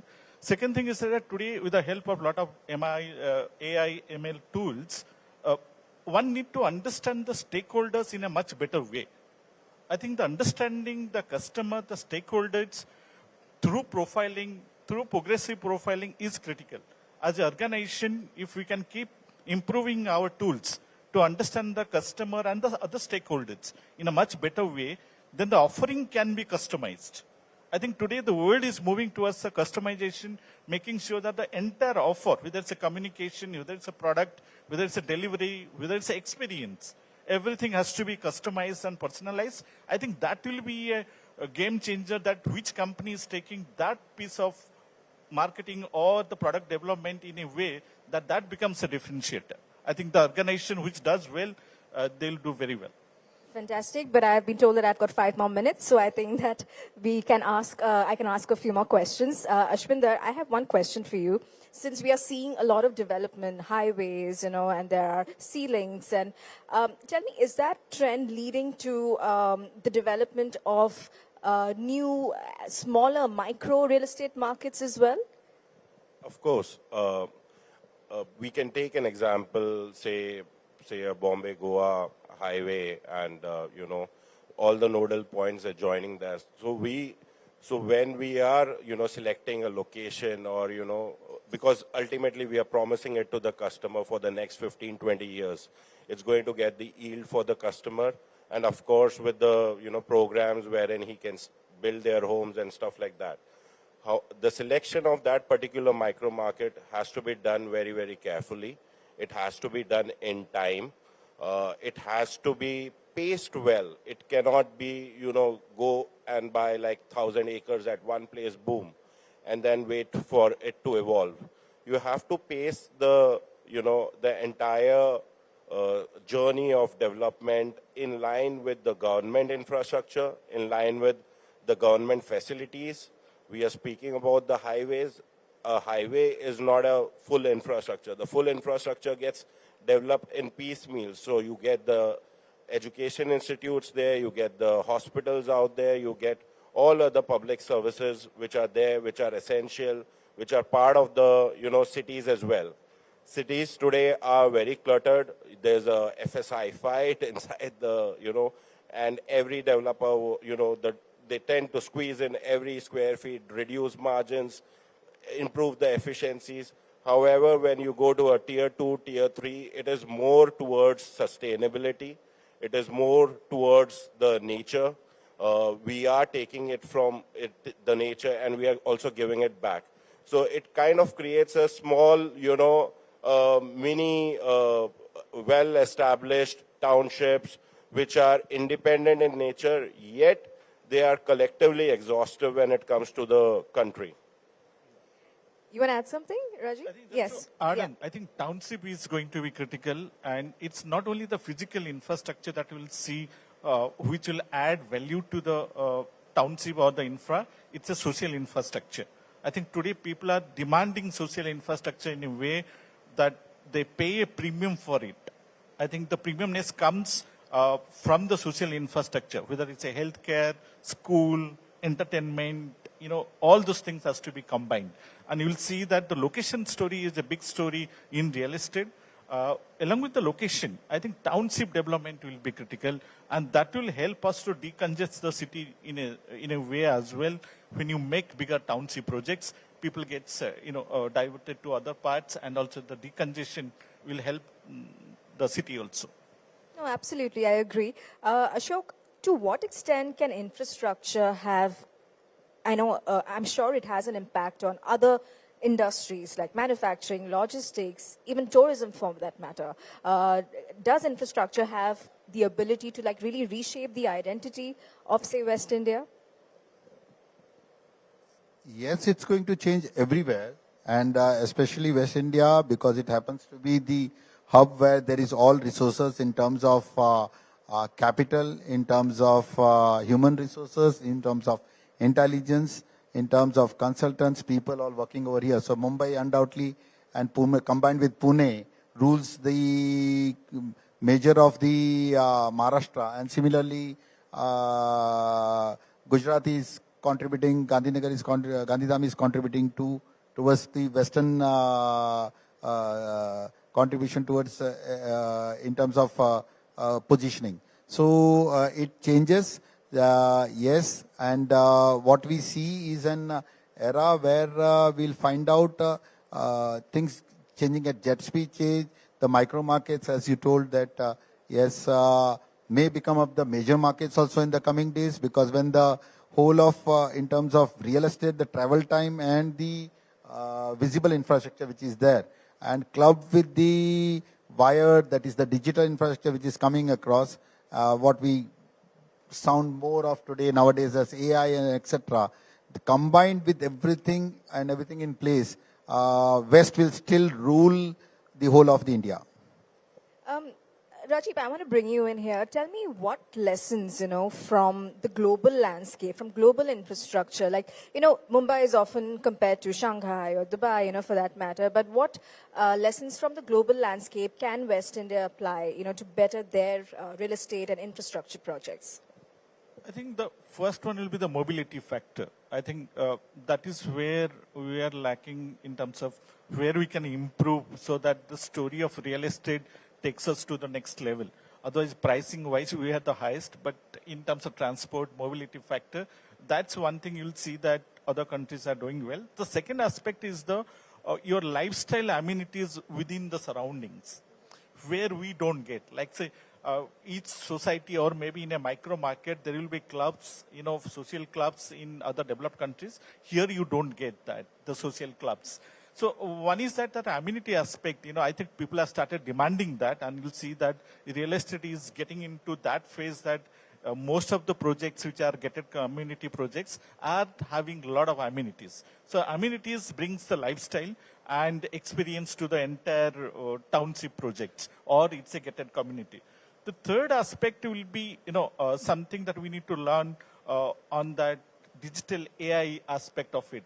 A lot of developed countries have started using it more efficiently to make sure that to understand the stakeholders in a much better way. Second thing is that how to make your work more faster, whether it's a construction or it's a sales process that you do, how to make a project presentation, or how your pre-sale team is more efficient in terms of making sure that you are getting only the hot leads to the sales team, not any leads or every leads goes to the sales team. So a lot of work is happening in that direction to make the entire system more efficient, starting from the pre-sale to the last stage where you give the customer the experience when you are delivering a product. I think a lot of learnings are coming from AI, digital interface point of view. The last part will be entire, if you see the learnings that we can take it from other countries, that how they build the amenities within the society and outside the society, and how they maintain it. Today, it's a maintenance also becomes a question mark, whether it is done, it is given to the society, given to the public, but is it maintained? I think maintenance is something that it is critical for us to make sure that it's not only we demand something, we get something, but how to maintain and sustain it. And that's why the sustainable townships are becoming bigger buzzword, along with some better aspects like wellness. I think today, after COVID, one aspect which is coming purely from the real estate and infra or maybe other categories is that wellness factor. And wellness takes care of a lot of other aspects, which is mental peace and getting, making sure that you are healthy and everything is working towards sustainability. In fact, I want to ask the same question to Ashok and Ashwinder as well. What lessons from the global landscape can we apply? Ashwinder, you would like to go first? Amenities a few years back used to be more emphasized on the lifestyle. People went, saw what's happening in Europe, what's happening, in the other continents, and they were, blindly copied. Now there's a much, when anybody is adding the amenities to the system, there's a very, very conscious call which is taken. Of course, it's coming from the West, but what does the Indian like? What do the Indians like and what do they prefer? How are they going to maintain as a second question? On the amenities part, well-being, as Sir said, is a very, very critical aspect now coming from the West, of course. Be it the eating habits, be it organic farming out there, be it reflexology, parts, and people in India now are understanding each and every aspect on what activity to be done to, improve your health, improve your overall energy for the day. And you'll see more and more runners, more and more people taking up cycling, paddle courts, pickle courts. You don't get chance to, even enter those these days. And they are very expensive to enter. So choosing amenities, right amenities which befit the, Indian culture is something which is very, very important rather than just taking it from the West. Right. Ashok, over to you. Well, as human beings, and we have been always adopting what has been more progressive, more upcoming, more new. That is a human nature, and that is where, as developers, as designers, as architects, we are meeting the aspiration of an individual, what they want to buy and what they want to live. And yes, things have been innovative. Nowadays, we see that sports is selling real estate, as which you told that about pickleball courts and etc. So yeah, things are being added on. It's not now only a single swimming pool which is there. Amenities nowadays are not also only what we enjoy or use. It is also many of the companies have taken up and one step ahead that what could be the amenities of a product line inside the ducts and where the pipes and cables also run. So many good companies, including mine and many other developers, not to name anybody, have adopted out noise reduction pipes, the bus duct systems for electricity supplies. So these also are a core feature of amenities when we sell a product, and we educate a client also that how a cable and bus duct system makes a difference, because you will not have short circuits, there will be less chance of fire, human safety, etc., etc. Sports is taking place. Yes, we ourselves, as many of you would have seen, we are building up an social infrastructure in terms of Club 10 Gymkhana at Karjat, that is ND Studio. It is 250,000 square feet of sports clubbing and leisure, which is not an amenity to a project, but an amenity to a city. So developers are taking new routes, not only to towards housing and offices, but also in other streams, which we have seen smaller streams also, like senior citizen housing, etc., etc. Major one also taking up in terms of social infrastructure for the elite people, as well as all. So it's good that hospitality sector, etc., etc., are now being participated by developers. Fantastic. Well, this was a very fruitful conversation and discussion. Thank you so much. Yes, please, go ahead. That the other aspect is the theme-based development. Like, say, we are talking about Disneyland, some of those people are talking about coming. that will be big one that we can see how the developed countries have done around the theme-based development. So the theme-based development is one thing I think we should be getting up to it. Looking forward, absolutely. Thank you so much, gentlemen. This was a wonderful discussion. I'm sure our audiences and our viewers will have a lot to take away. Thank you so much.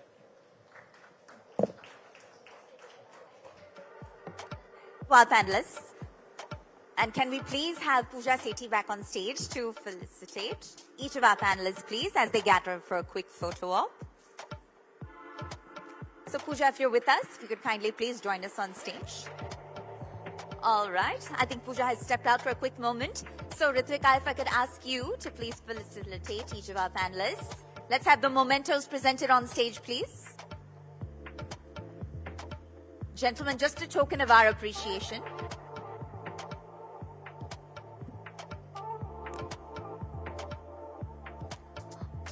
All right.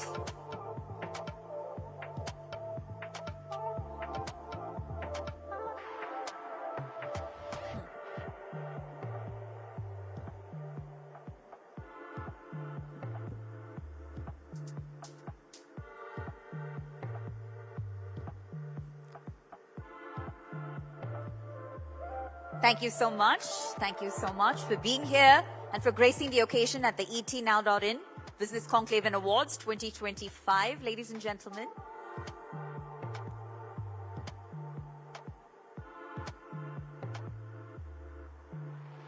Thank you so much.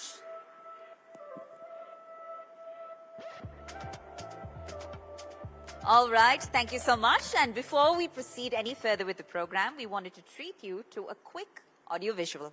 Have a look.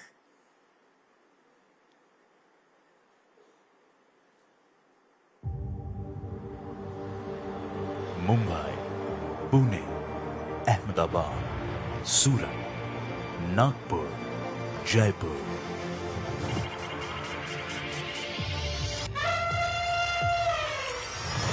These economically thriving hubs of Western India are driving ambition, shaping innovation and laying the foundation for a Viksit Bharat. From next-generation industries to transformative startups, Western India is at the forefront of India's economic evolution. With a strong focus on infrastructure, innovation and human capital, the region is setting an example for exponential growth. Redefining journalism in India, etnow.in, India's most trusted financial news platform, has become the leading source for business and market intelligence in the country. HDFC Life presents etnow.in Business Conclave Awards 2025 West Edition. A flagship platform that brings together policymakers, industry leaders and change makers to chart the course of future-ready growth. Today, we come together to celebrate resilience, innovation and the bold ideas shaping the new India. Welcoming the distinguished chief guest and the guest of honor and the august presence of policymakers, industry leaders and change makers shaping future-ready growth. HDFC Life presents etnow.in Business Conclave Awards 2025 West Edition, powered by Bajaj Allianz and co-powered by Arihant Superstructures Limited, where business meets technology. All right, ladies and gentlemen, moving on to the aspect of the evening that you've all been eagerly anticipating. Now, Maharashtra ports, they handle over 60% of India's container traffic. And they, of course, contribute significantly to the state's $400 billion economy. So today we have among us the man at the helm of that vision, the man who's leading the growth from the seafront. Ladies and gentlemen, please join me in welcoming Shri Nitesh Narayan Rane, Minister of Fisheries and Port Development, Government of Maharashtra. Huge round of applause for the Honorable Minister. Sir, we ask that you kindly please do join us on stage and address our gathering with a special address.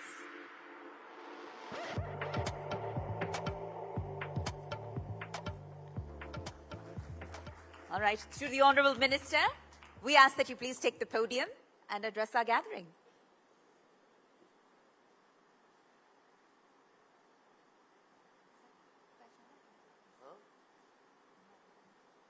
Oh, I know, you're there.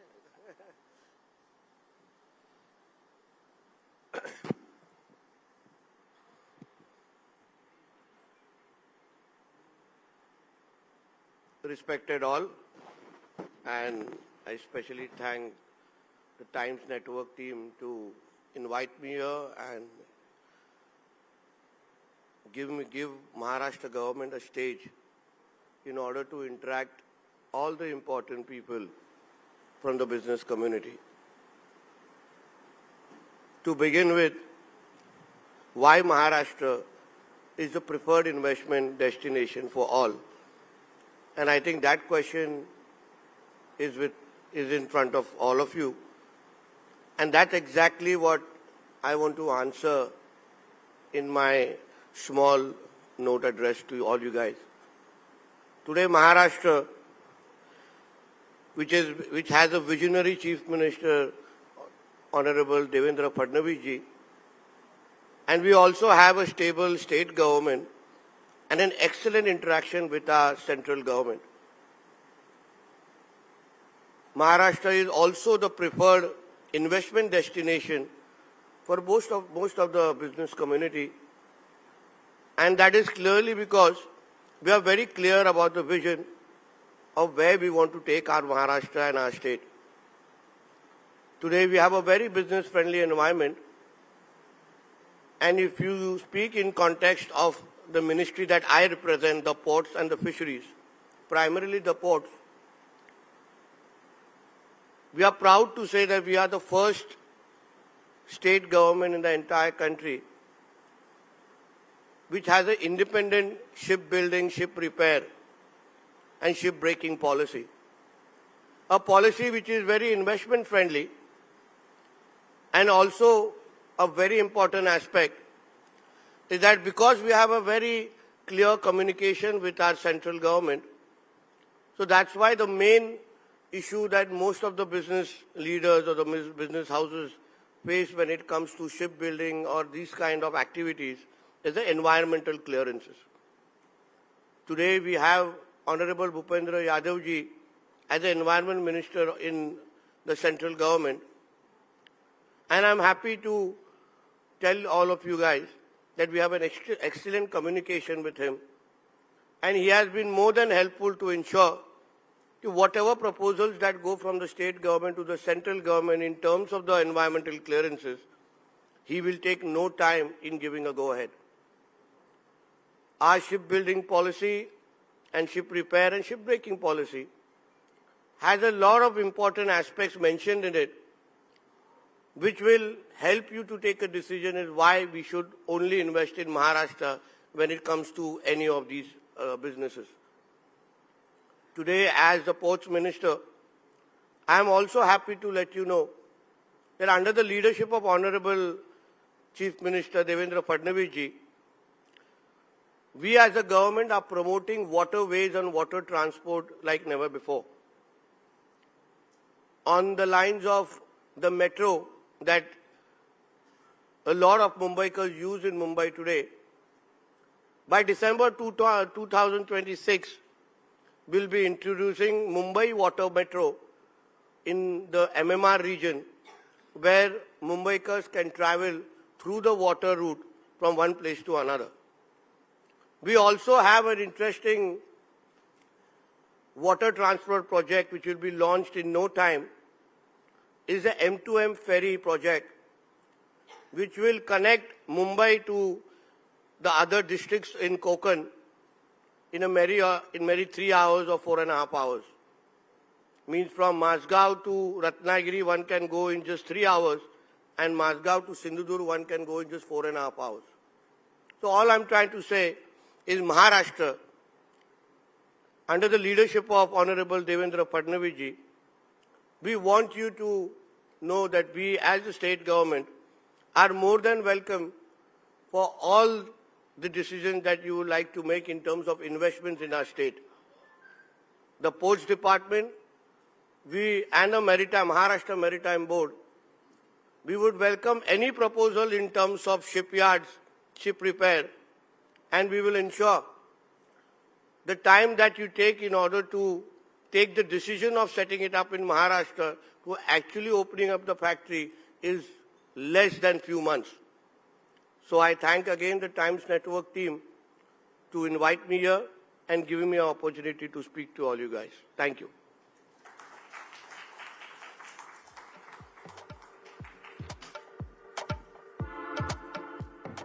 All right. Thank you to the Honorable Minister for those very inspiring words and for the comprehensive outline that he's given us. Thank you so much once again, sir. A lot to look forward to here in the state of Maharashtra. We're in good hands, ladies and gentlemen.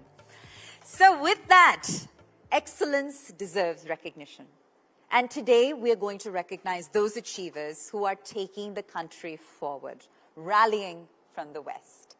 So I ask that you please join me as we announce the first set of winners tonight, and we're celebrating them once again for their outstanding business achievements.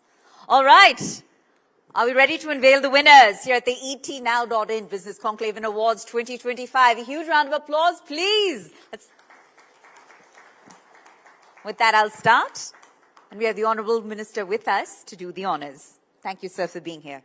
All right. The first category, ladies and gentlemen, is Excellence in Thoracoscopic Surgery, Surgical Oncologist. And the winner is Asian Institute of Oncology. Can we please have them claim their prize and join us on stage? So it's Dr. Ramakant Krishnaji Deshpande. He's the Promoter Director and current Executive Chairman of the Asian Institute of Oncology, as well as the Director of the charity organization Asia Cancer Foundation in Mumbai. He's a leading cancer surgeon, well known in the country and internationally, especially for his pioneering work in the field of thoracic oncology. Huge round of applause, ladies and gentlemen, for our first winner this evening. All right. And we move on to the next category, ladies and gentlemen, which is Excellence in Educational Leadership. And the winner is the International School of Thrissur. Can we have the team on stage, please?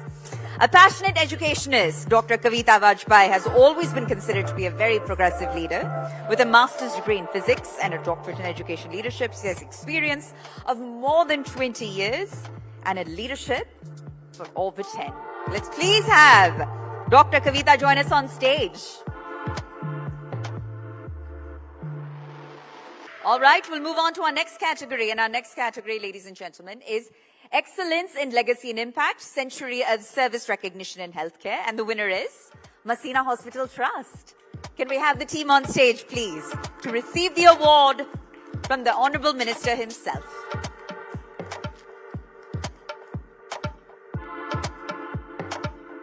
Thank you so much. A special moment. We celebrate and salute your achievements and your accomplishments.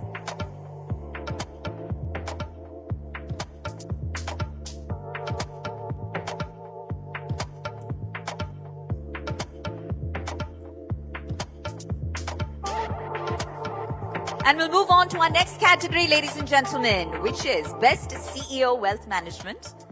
And the winner is Bajaj Capital Limited. Can we have the Bajaj Capital Limited team on stage to receive their recognition in the hands of the Honorable Minister himself? Thank you for being here. We congratulate you. It's a special moment.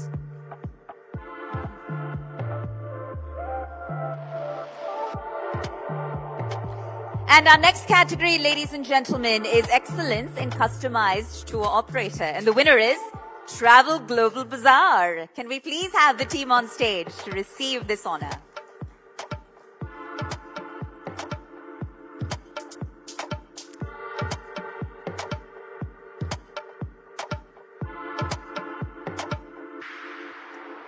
Congrats on the very special honor here at the etnow.in Business Conclave Awards West Edition 2025. And we'll now move on, ladies and gentlemen. The next category here is Best Lab-Grown Diamond Jewelry Brand in India. And the winner is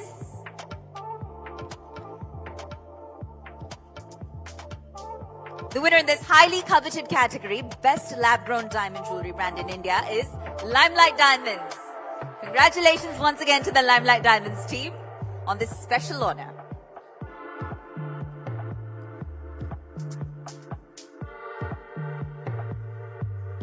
All right, and we now move on to the next category, which is Next Gen Leader of the Year. And the winner is Shrenik Godawat.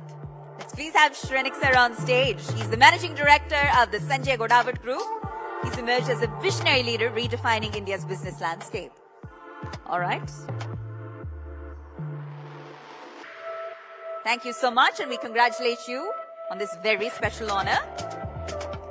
And we now move on to Excellence in Premier B School. And the winner in this category is the International School of Business and Media. Let's have the team on stage, please. The International School of Business and Media is a premier institute. It's over 25 years of excellence in management across multiple campuses in India, founded by Pramod Kumar. It's known for its industry-aligned curriculum, excellent placements, and focus on leadership development, ladies and gentlemen.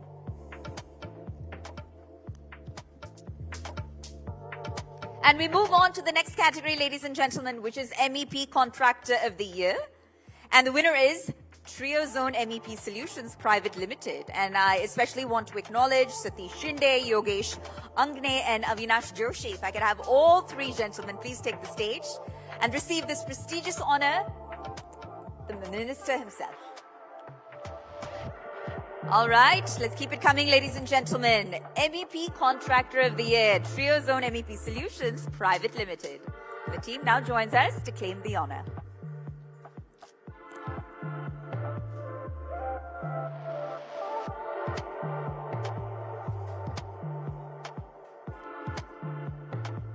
And we now move on to Emerging Eyewear Brand. And the winner in this category, Emerging Eyewear Brand, is Raw Bear. Can we have the Raw Bear team on stage? This award is certainly a testament to all of their hard work, their skill, their unwavering spirit. And the firefighting team now joins us on stage. So we'd like to recognize their invaluable contributions to the community and their relentless pursuit of excellence in a very challenging and critical field.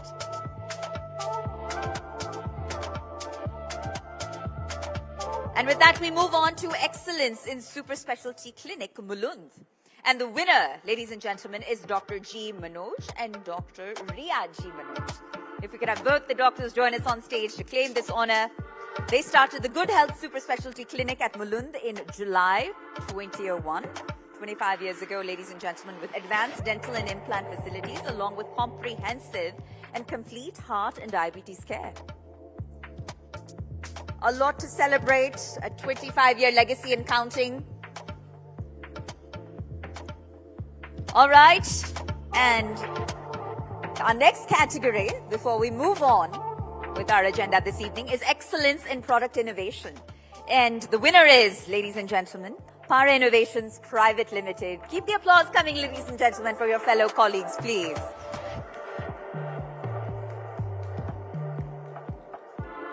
So Pair Innovations is a leading manufacturer of diverse interior and exterior paneling systems, offering a comprehensive range of wall, ceiling, and facade solutions. Thank you so much. And now if I could please have Pooja Sethi on stage to please felicitate our Honorable Minister, who's really raised the bar here by choosing to be here, by gracing the occasion here at the ETNow.in Business Conclave Awards 2025 West Edition. If we could please present the Honorable Minister with a token of our appreciation, a small memento, as a thanks for being here and our way of commemorating the moment.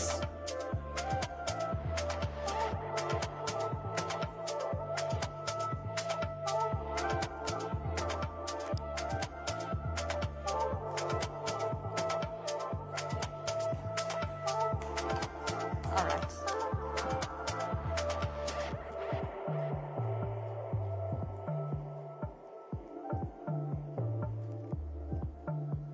A huge round of applause for the Honorable Minister once again, Mr. Nitesh Rane. All right. And before we move on, ladies and gentlemen, I want to take a moment to re-acknowledge our sponsors in this effort here at the ETNow.in Business Conclave Awards West Edition. We've got our presenting partner, of course, HDFC Life, and we'll hear from them very shortly.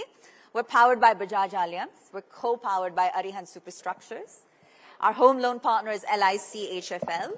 Our luxury car partner is Navneet Motors. Our grooming partner is Truefit and Hill. Luxury partner, Da Milano. Our gifting partner, Aromatherapy International Limited. Our beverage partner, Smooch. And we ask that you remain connected with us for the course of the evening via social media. We want to hear your thoughts, your suggestions, and you can do so using the hashtag ET Business Conclave West. All right, so ladies and gentlemen, 25 years ago, India's life insurance sector transformed. It's transformed with the entry of private players. Private players who were broadening access and making life insurance a vital pillar of nation building. So beyond protecting families and beyond promoting financial security, this industry now fuels long-term economic growth. Leading this journey is HDFC Life.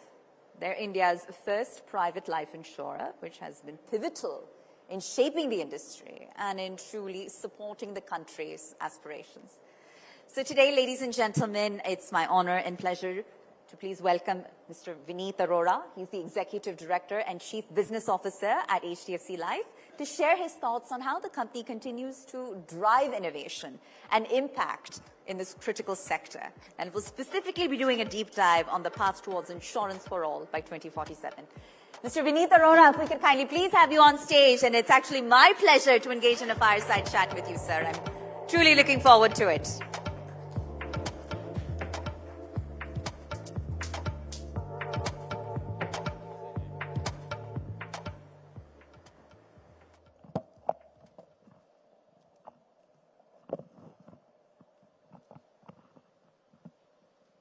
All right.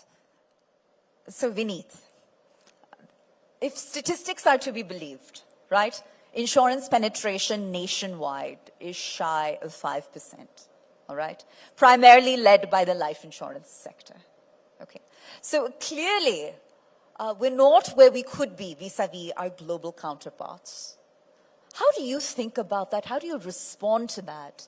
And as a brand at HDFC Life, how do you tackle that on an everyday basis? Because clearly it's an uphill battle, sir. But on the flip side of the equation, the sky's the limit.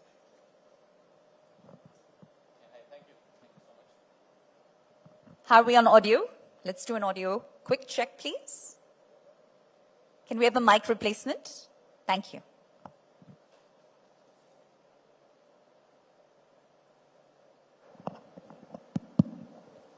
Thank you, sir. Thank you. Hi, thank you so much. Thank you for having me here. Sure. And I think the question about, how is our penetration in insurance doing for the economy? So as a percentage, yes, the insurance always looks like, we are only at 3%. You know what, sir? Why don't we do a mic swap? Here, go ahead. Thank you. Yeah. So, the penetration today is at about 3%, and that's calculated in terms of premium to GDP. And as Indian GDP has been growing, the life insurance has been keeping pace with it more or less. We grew better than what we were about 25 years back when it opened for privatization. And now I think more or less it's just keeping pace on a premium basis with this thing. But if you look at, various other parameters about the amount of sum assured, the amount of number of people who have been covered by life insurance, that has been growing dramatically. And that really makes us, very proud of the fact that we are reaching out to more and more Indians and making it happen. In fact, in the last 25 years, we have been able to insure so many Indians. In fact, the premium, I will just talk about the premium. When the privatization happened, the premium for the life insurance industry used to be in the range of about 35 to 40,000 crores per annum, the total premium. And now it crosses about 8 lakh crores per annum. So this significant amount of momentum which has gained, and this momentum has come in from the growth and innovation that has, come into the country, thanks to so many players and thanks to, all of us really leading that way by, changing, having product innovations, having new channels of distribution, reaching much deeper in the country, and all these things are factor to that growth. Sir, can we have a mic replacement, please? So it's genuinely not working. No, it's genuinely not working.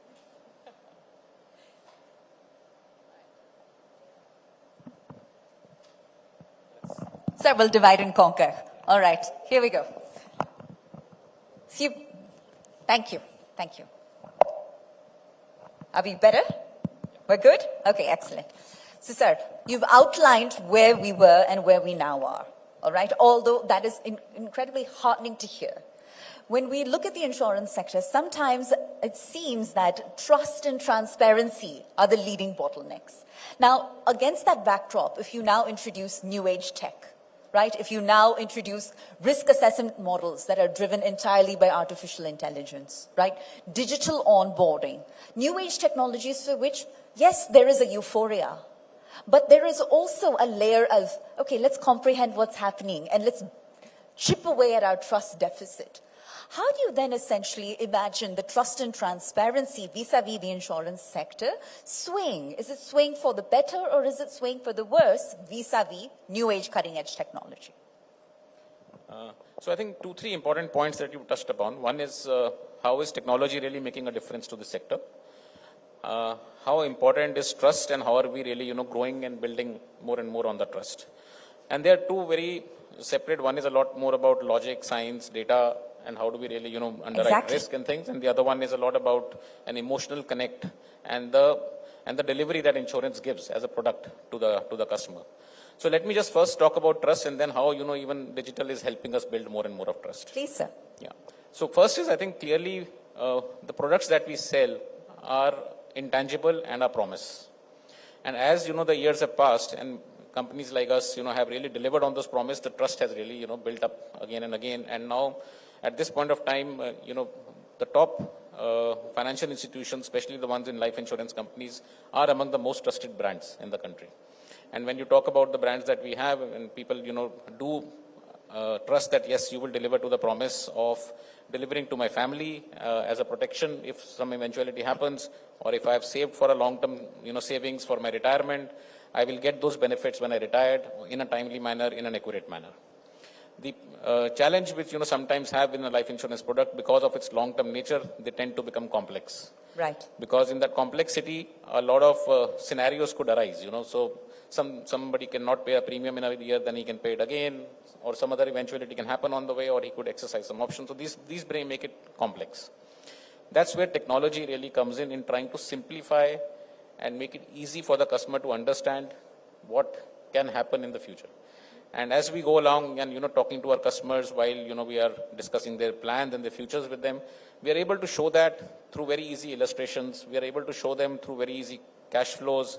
What are they giving? What will they get? What will their family get? And what can happen at what points of time? And that makes it very clear to the customer that, what can I expect from a life insurance product? And I think this really helps us build a better experience with the customers. Absolutely, sir. I think you've outlined it well and you've really humanized the conversation around insurance. And speaking of doing so, in a country like ours, the urban-rural divide when it comes to insurance of all forms, right, life or otherwise, is staggering. And oftentimes the perception is that when my long list of necessities are met, then I will think about insurance because insurance is a luxury and not a necessity. How in your everyday conversations, right, across India, do you chip away at that mindset, sir? So one is, how do we really go deeper in the country when as a company, we are also writing a lot of risk because we write mortality risk. And as we go deeper in the country, the profile of the risk keeps on changing. And, and so we have learned a lot on the way and we are learning more and more. But I would be proud to say that today, at HDFC Life, 70% of my new business, of the business actually comes from tier 2 and tier 3 cities. I think that deserves a round of applause, ladies and gentlemen. Phenomenal. And that really goes to prove the power of the brand and how we have been able to, use technology and the digital reach to really go deeper. How do you really underwrite that risk is a lot of based upon, the data, the profiles, and also an innovation around the products. Because a product which is liked by an urban investor might not be the product which is really wanted or needed by a investor in a smaller city. And they might be looking a lot more towards guaranteed returns, or even in a term product, they want return of premium. So when you say that, life insurance is not the first product that I want to buy, even though as a need basis, if I have any liability, I have started earning for my family, I must buy life insurance on day one. That's how any financial planner would come and tell us that, that's what you must do because you must have to protect that need for your family. But people do postpone that decision. And that's where you need, trusted advisors who can go and talk to them and guide them on, how important this decision is. So a lot of term products, which are, purely protection products, are bought by younger and younger population, and they are buying it early. I'm also, we are also pleasantly surprised that nearly 10% of our products are today bought by Gen Z.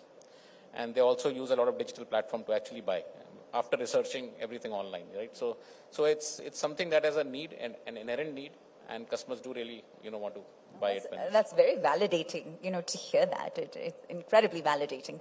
And so when we talk about a Viksit Bharat, which is essentially a developed Bharat, it's not just economic development, it's socio-economic development, right? And I think that lens is often overlooked amidst all the figures and the stats. It's socio-economic development. So looking at that, to what extent does life insurance help accelerate the financial inclusion agenda of this country? If you could walk us through what that picture looks like. So I think bang on. And socio-economic development, I think life insurance perfectly fits in. Because it has an impact on the society, especially when there is let's say, an event of a tragedy which might have happened in a family. Just to give you an example, during the COVID times, the insurance industry paid more than 65,000 crores of claims. Last year itself, we paid more than 50,000 crores of claims. And all these claims have gone to the needy families who needed it at that time. When some breadwinner might have lost their lives or some other eventuality might have happened, right? And that helps in creating that stability in that family and helping build that, the entire stability in the social platform that these families have. They can continue to live their life with dignity. And that's what our cash line also is, that, sir, utha ke jio is what we've been saying. So it helps, these families really maintain that life of dignity. And I think that's one great product which just helps the country a lot. Another factor I think I would just say is that it's not just about the claims there is also a factor of long-term savings, and how these long-term savings and financial planning really help families, typical middle-class families who are aspiring to send their children for good education or some goals of buying a house, etc., build slowly onto that long-term savings and achieve those goals in time. And so given that, this is a business conclave, right? If we were to look at the life insurance ecosystem purely through a business lens, what are the other countries or communities that, you admire in the sense that you believe that their ecosystem has reached a point of maturity and has become a blueprint that here in India we could emulate?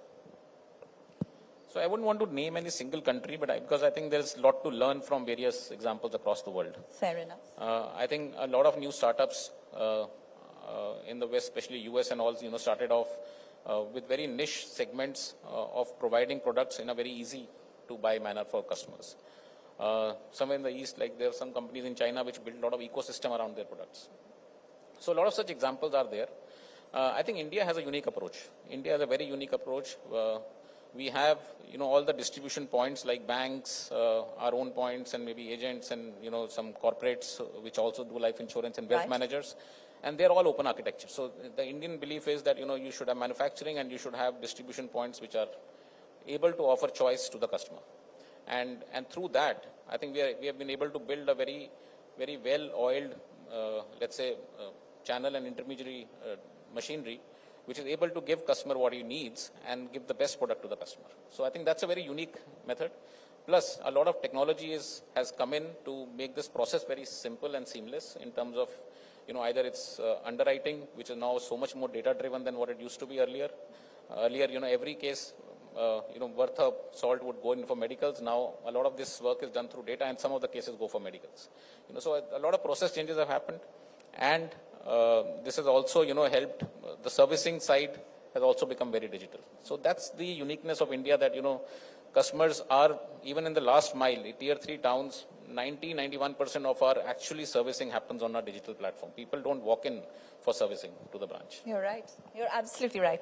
And so when we talk about, a Viksit Bharat, one of the tenets is insurance for all by 2047. All right. So how realistic is that target? What's it going to take to get there? And as HDFC Life, I think you have a incredibly heavy responsibility as the country's leading largest private insurer to play in that whole equation. So tell us more about that. I think it's very much possible. I think it's very much possible, and I'm sure that we can all achieve that vision and the target of 2047 insurance for all. Why I'm saying that is, and my confidence comes really from the fact that as the banking sector has now moved and got every Indian banked, that's the first major step for financial inclusion. And as that has happened, the next step of adding protection as a layer on the portfolio of the customer is the next addition which is bound to happen. Just to give you some numbers, so let's say you need protection for the earning members, and that's the target segment for insurance, right? So, in a nutshell, you remove children below 18, you remove senior citizens, etc. A rough cut of population in India will be maybe 50-60 crores, who need to be covered. Today, there are some 33 crore policies already in the market. So even if a customer would have bought 1.5 as a ratio, maybe 1.8, we would have about 15 to 20 crores of customers, unique customers who have policies. We today have 11 crore active lives covered. So reaching that target for the industry, I think is very much possible. There is now financial inclusion, there is data available, there is reach coming in, technology is helping us go deeper. I'm sure this target will happen, maybe sooner. Sir, you've given us a lot to be optimistic about, and by way of closing comments, today you are as seasoned insurance professional, right? But if you were to look back to when you first started your career, 20, 30 years ago, what do you know now that you wish you knew then with respect to the insurance business? With respect to insurance. So I think when I first joined insurance, I really didn't know what the industry was about. And the first few things, and I was among the first few employees who, in the private industry, the only insurance I knew was LIC. And the first few plans that I bought were LIC plans, which I bought when somebody told me that you have to pay tax, so save tax. Sure. And that used to be a pitch earlier. Today, the industry has evolved. We have learned a lot more. We have become more wiser. I think the innovation around products has really helped the industry. And personally, I think that's something which I would say that, when we are young, we have a lot of energy, but we don't understand, product innovation as much, and we don't understand risks as much. And as we grow, we keep on learning and doing this. So I think the journey has been great. We become wiser, all of us, and it's, I think, there's a long way to go. We will continue to become wiser. All right. And sir, one last and final question. When it comes to the insurance business, there's so much conversation on how much is going to change, right? Digital onboarding is going to change, right? The claims assessment process is going to change. Risk assessment models are going to change. Who opts for insurance is going to change. What's going to remain the same? The need for insurance is going to remain the same. It's a pillar in anybody's portfolio, and that will always remain the same. That calls for a huge round of applause, ladies and gentlemen. What a wonderful note upon which to close. With that, Vineet Arora, ladies and gentlemen, if I could please have Pooja Sethi, who's among us, I think, please felicitate our guest with a special token of appreciation. Sir, learned a lot.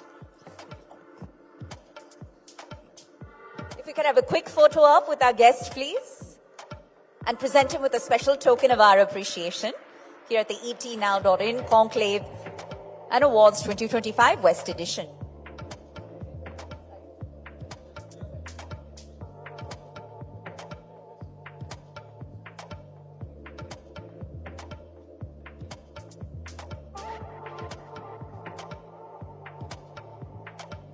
Thank you, Mr. Vineet, and thank you, Pooja. Ladies and gentlemen, a huge round of applause once again.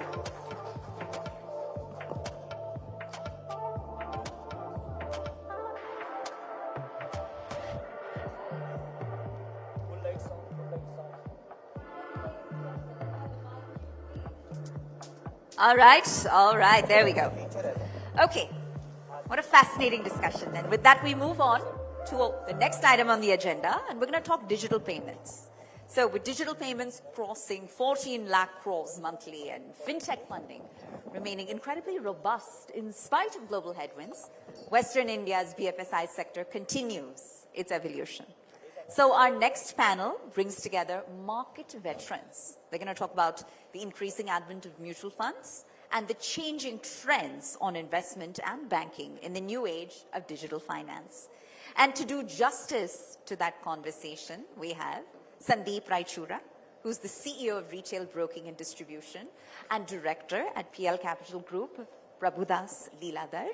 And joining him, we also have Mr. Ivy Subramaniam, who's the Managing Director of Quantum Advisors. And to spearhead the discussion, ladies and gentlemen, Sumit Lakhutia, Senior News Editor, Times Network, now joins us back on stage.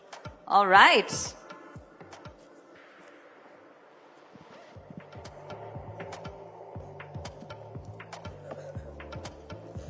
Thank you, Sumit. Over to you.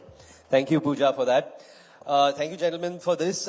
It's an important topic, the BFSI sector, my personal belief, but it's a very dry topic because people love money.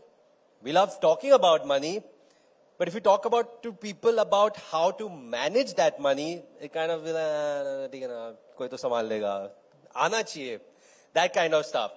So, Mr. Sandeep, I want to start with you on this because, especially when you're talking to people, when you're talking to them about money, and with you being in the retail broking space, and I'll take a little bit segue from my earlier panel, which was on AI, because I'm sure that is one conversation that your team must be facing, where people will be like, listen, AI is my new money manager.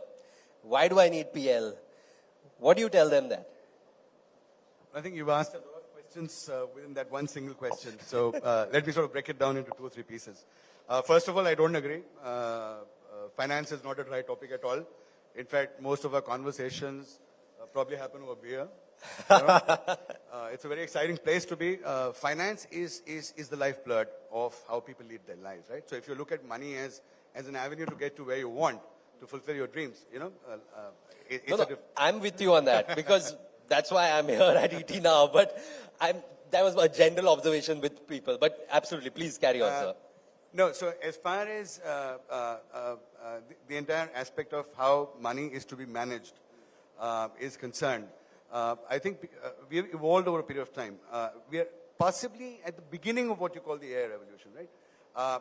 What we're calling AI now is not really AI, in the sense that we are possibly doing repetitive processes, known processes, using maybe things like machine learning, etc. Indians are just about beginning to understand how robo-advisory works. So a little bit of the younger generation possibly is gravitating towards what I would call non-personal touch-based banking. AI is yet to evolve. I think the human element, especially in India, where relationships matter a lot, is extremely important, which is why you see even public sector banks doing very well. Traditional brokerage houses like ours doing very well. To face an uncertain world, remember that, by the way, I was reading a survey, 80% of Indians above the age of 45, 87%, are scared that they might not have retirement savings beyond 10 years when they retire. This, I think, is a massive, massive problem that's facing us. You need the human intellect to sort of overcome these challenges. In my mind, you need artificial as well as very, very real intelligence, at least in the near term. All right, very important. Artificial and real intelligence. Mr. Subramaniam, similar question to you. You're managing people's money. Same question, I'm sure, and please do correct me if I'm wrong, that people must be coming to you as well, that why do you need fund managers? You've got AI which can, replicate it, manage my money, know when to sell, when to buy. Your thoughts? Thank you, ET, now for this opportunity to speak. First, just as he said, it's an exciting world. It's not at all a boring world, the world of finance. But to answer your question, I recall long back hearing Nandan Nilekani saying that in a high-tech world, you still need high touch, right? So you still need that personal element in a lot of areas. Because if I break down the field of finance, apart from regular banking-related saving products, the exciting part on the equity side definitely need a lot of human touch. Because of the way the markets are, because of the way the things change, because of the way your goals change, your needs change. Machine learning can do certain things, but I still feel that human touch is required in many areas. Going back on that AI related, even in the mutual funds, we see a lot of AI being used, but mostly to do with improving productivity. Right. Whether it is data analytics, looking at large set of data and coming to a conclusion, AI is useful. But as far as client servicing is concerned, I still think it is the human element is very, very important. True, because especially if you're talking about the equity markets, when it's green and when it's going up, everybody is in a good mood. But when it's red and it's going down, that's when you need someone to kind of guide you, someone to hold your hand, because that's when panic sets in. Sandeep sir, now SEBI is doing a fantastic job in regulating this market, which is giving consumers a lot of peace of mind. But your thoughts, when we are kind of educating first-time investors, because like you just said, the next gen is coming in. Earlier generations were not so privy to maybe mutual funds, or it wasn't so easy for them to buy shares. How, your thoughts on what's happening in this space, your thoughts on what could be maybe influencing the risk appetite of these first gen investors, and maybe your word of advice to them. Again, I know I've bunked in a few questions. Yeah, you tend to be able to do three things. But you're right. I think over the last decade or so, especially from possibly 2016 onwards, not only SEBI, but I think the triad of SEBI, RBI, and the government, between them, they've unleashed very, very powerful forces. And of course, we know about things like the India stack, right? Yeah. Information which was privately concealed in bank accounts are possibly now available through the account aggregator framework, right? So I think one of the biggest things that's happened is that there's a massive public infrastructure available on a public platform, governed and available to licensed entities. Using this, I mean, in a way, COVID actually sort of put us on a fast-forward track. Because what happened is that the youth, which was possibly not engaged so well with their schools and colleges, etc., got exposure for the first time to accessibility to international cryptos, to stocks, to mutual funds. All of this came together very fortuitously. What we're seeing now, possibly, is this generation beginning to learn to understand how to maturely manage their money, which is where now you're seeing things like robo-advisory take off, right? So we are possibly in a massive sort of bull run in terms of sentiment, at least, right, over the next decade or so. SEBI, I mean, if you break their actions into three parts, the first part was laissez-faire. Go ahead, do something. We'll see if it's sort of it builds some size. We'll come back after you. The second sort of era, possibly from 2018 to 2022, on things like peer-to-peer lending and fintech and all that, was possibly stop now. Let me understand this.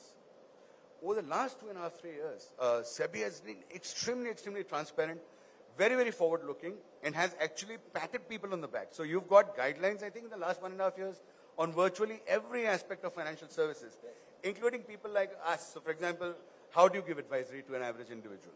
How do you research a stock? How do you do peer-to-peer lending? All possible frameworks that need to be in place, SEBI is very aggressively putting in, which then kills what somebody called the trust deficit, right? Now, you got tech, you got accessibility. The one thing that I didn't know was education, and should I be trusting? You possibly bridged 3 of the 4 gaps, and we are in the process of creating awareness, which bridges the 4th one. And then it becomes a massive momentum ahead. Fantastic. Mr. Subramanian, one other point I'd like to raise with you. With this technology coming in, it's become easy to both invest and also redeem my mutual fund units. It's become easier for me on a click on my smartphone. I can invest, and at the same time I can sell off my units also. How are you seeing that in the market space? Means, what are some trends? Because if you look at AMFI numbers, yes, SIP numbers are going up, but it depends on the month. Sometimes net inflow and outflow, they keep going up and down both. But what are you seeing from where you are seated as how the investments, and now I'm talking just retail investments in mutual fund space, how are you seeing them develop thanks to technology? In many ways, it is, thanks to technology, it is definitely boosting it. But before that, if you step back and just look at the savings pattern, like between of a typical Indian, we save quite a bit, right? We save close to around 30, 32, 33%. And historically, a large chunk of that went into bonds, bank deposits, insurance, gold and properties. And equity was less. But equity as a concept, we have known for a long time. I think the BSE will actually be celebrating its 150th year. Right. So we know equities for a long time. And the savings pattern were also geared up for owning equities. But then we also had number of scams. Probably in an era when regulations were not yet formed, not yet mature. And that, I think, was a big setback. So a whole generation of people were not willing to come into equities. Then as regulations came, as they tightened it, as they made it much more easier for people to invest, and then you add to that the technology and the education being done, you have a clear case where people had to understand equities, and they find that the equity returns are needed if you really want to. The first point which he said, that after you retire, if you don't have enough wealth to last, it's going to be a serious problem. Right? So you had many things coming together, and that's driving it. And we see that trend continuing. There will be months when there could be some outflows, because it all depends on the large tickets also. If they redeem, there could be outflows. But by and large, I think we are in a position where the inflow should be continuously strong. And also, I think the pension money which is coming into the market will probably become much more bigger as you go ahead. So all said, I think the mutual fund industry, the broking industry, anything to do with wealth management, there is still a long way to grow for us in the future. True, and also because more and more people are becoming more comfortable with this, I think, which, somewhere you could say maybe with all these influencers and SEBI coming down hard on them, well, they have, in a way, yes, unfortunately, people have heard some of the, not the right people on social media and lost money, but at least others have become aware of what this is and kind of become more careful. Mr. Raichuri, I want to ask you one point on, since we're here at the ETnow.in Business Conclave, the West edition, of course, the BFSI sector in the West, and especially in Mumbai, it's base. Mumbai is the financial capital of this country. What do you see are some of the key points that make this the trendsetter for innovation, for financial penetration in specifically the BFSI space? Just wanted your inputs on that. I think it sort of goes back again to government policies to start with, right? I mean, first of all, Western India has always been sort of a very peaceful, outward-bound kind of a geography, right? So you had very close ties historically to other geographies close by, even outside of the country. So that sort of required the right policy climate. We have been lucky and fortunate enough that Mumbai, being the heart of most of India, what's happened is that things like, especially after the recent government came in, a lot of initiatives, right? So things like the Gift City initiative, things like the semiconductor policy, right? Clarifying policies on things like drones, etc. So if you go through the website of typically the Maharashtra or the Gujarat government, or even including now the Goa government, you'll find a list of initiatives. So every third month there's an exhaustive circular. Now what's happened is that we always had capital, but we were starved of ideas. The government, the local entrepreneurs, the businessmen have sort of started investing into futuristic ideas. So you're seeing things like EVs take off in India, in the west of India. You're seeing, obviously, the traditional industries do very well, like chemicals, food packaging, etc. You got drones, which was earlier, maybe other geographies, being incrementally set up in the west of India. Fintech has been getting massive investments in this part of the country recently. So it's the availability of capital, meeting the right policy climate. In fact, Mumbai, somebody was talking, I think just before Vineet, 50% of the demand last year was from Mumbai. So who's demanding this, right? Who's demanding this real estate? It's the youngsters traveling from maybe other cities, gravitating towards the capital because this is where they get to build their enterprises, right? So the right policy climate, availability of capital, and now, of course, talent moving in search for a global integrated platform, which the West offers. Sure. Mr. Subramaniam, I would like you to pull out your crystal ball, and if you could future gaze for me, and maybe tell me, it's 2025, so in 2030, where do you see the Indian BFSI space? I don't want to say just the mutual fund industry, but maybe take a little larger view. Where do you think things would be? 5 years later, if you and I and Mr. Raichura are here on the next edition, I mean the 5-year-on edition of the Business Conclave, what would we be talking about? No, if your if your GDP is growing at around that 10 to 11% on a nominal basis, right? 6% real GDP growth, 5% inflation, 11%, you can assume that the economy is going to be much larger in the next 5 years. And that will translate into demand for all kind of products, including finance products, whether it is banking, whether it is mutual fund, broking, asset management, and the various asset classes. So 5 years down the line, I would say it will be much larger, but then we may also have many options. For instance, if you look at the regulations right now, right, you have mutual funds on one end, you have the alternative assets, AIF on the other, and in between you have the PMS and you have now the SIF. Yeah. So you are actually expanding the market, making it much more reachable, and also catering to different kind of people. So more and more people, I guess, will get into the field of, will take the benefits of these changes, and you will actually find the industry growing at a much rapid pace and probably very, very large. This is one aspect.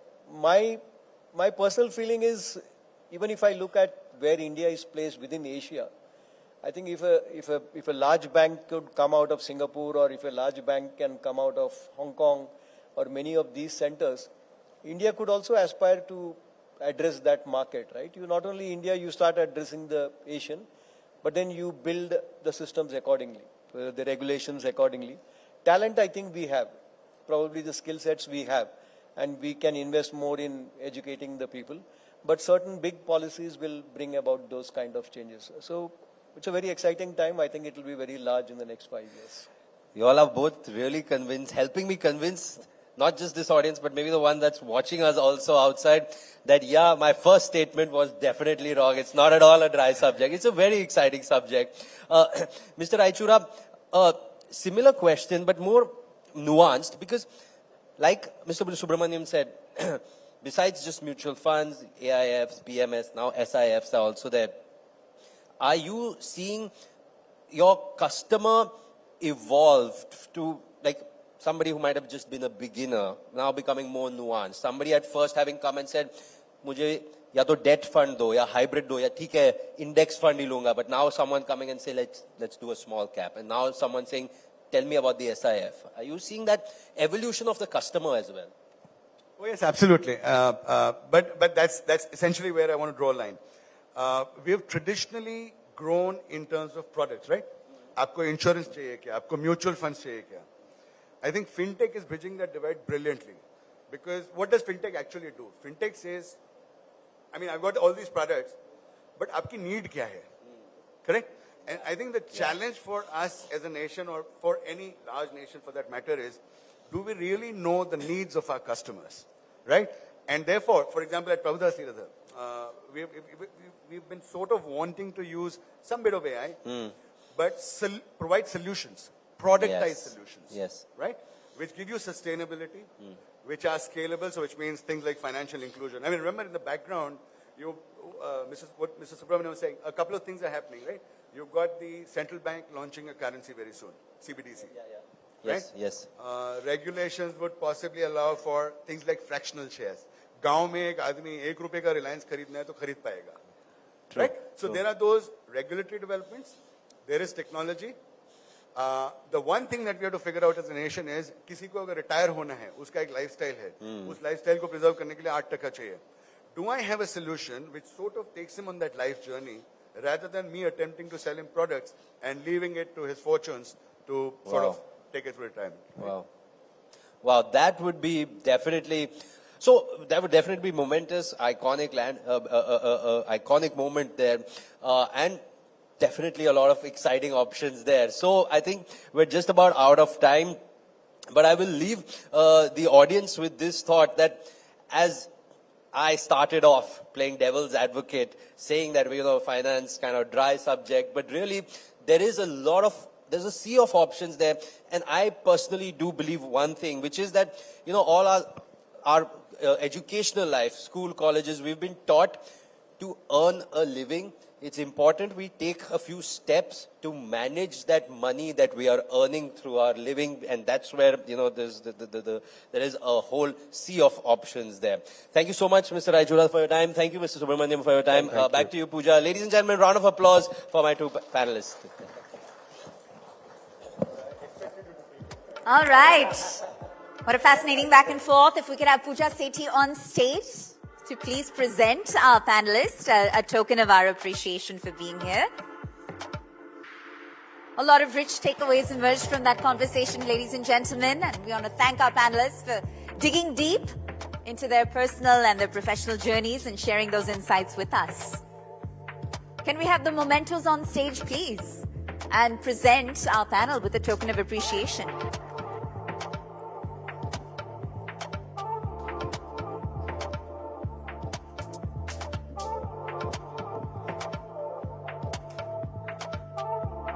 Covering the entire spectrum here at the ETNow.in Business Conclave Awards West Edition 2025. All the sectors of relevance, and celebrating and saluting your contributions to those sectors in the process. All right. With that, ladies and gentlemen, we'll move on.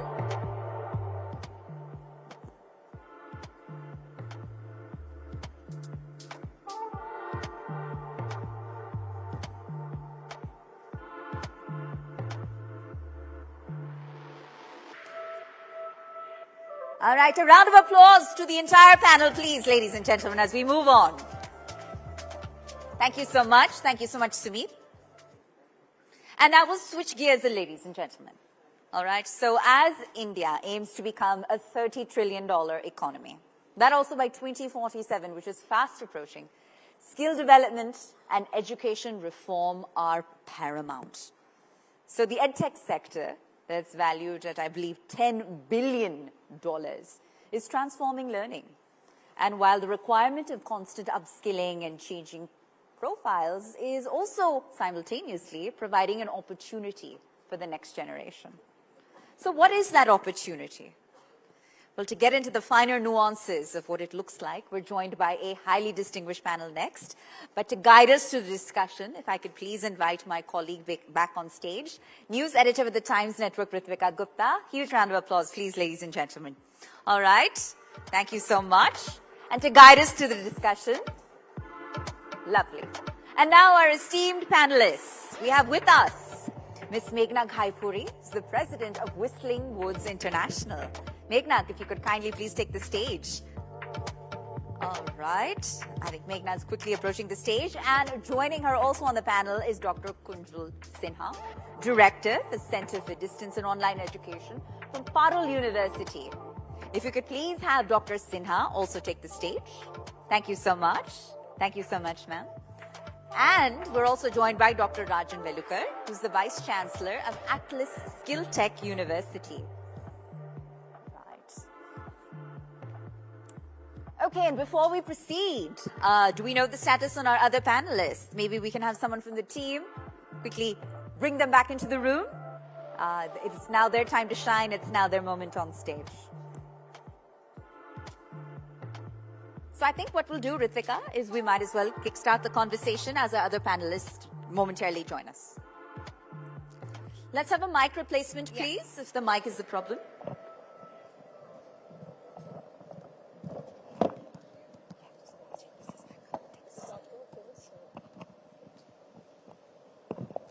Thank you, Pooja. And while we are waiting for our other two panelists, I'll get to have a fireside chat with you, Dr. Kunjal. So I think India's superpower is its people, for sure. I think that's where our biggest strength lies. But we need more than just jugaad. We need skills. We need education. And, while we are hearing of artificial intelligence, technology, edtech, skilling, all of that, there are still certain challenges when it comes to access, equity, employability. So, really, I just want to open this discussion by asking you, what do you think is the single most thing that is required to bridge the skilling gap? Hello.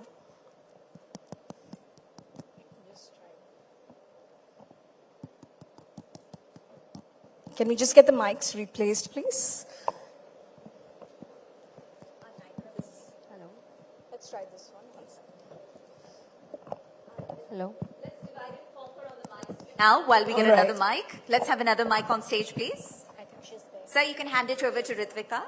आप उन्हें दे दीजिएगा. All right. Okay, you now join us so kindly. Okay. Our panel is nearly complete. Thank you, Meghna, for being here.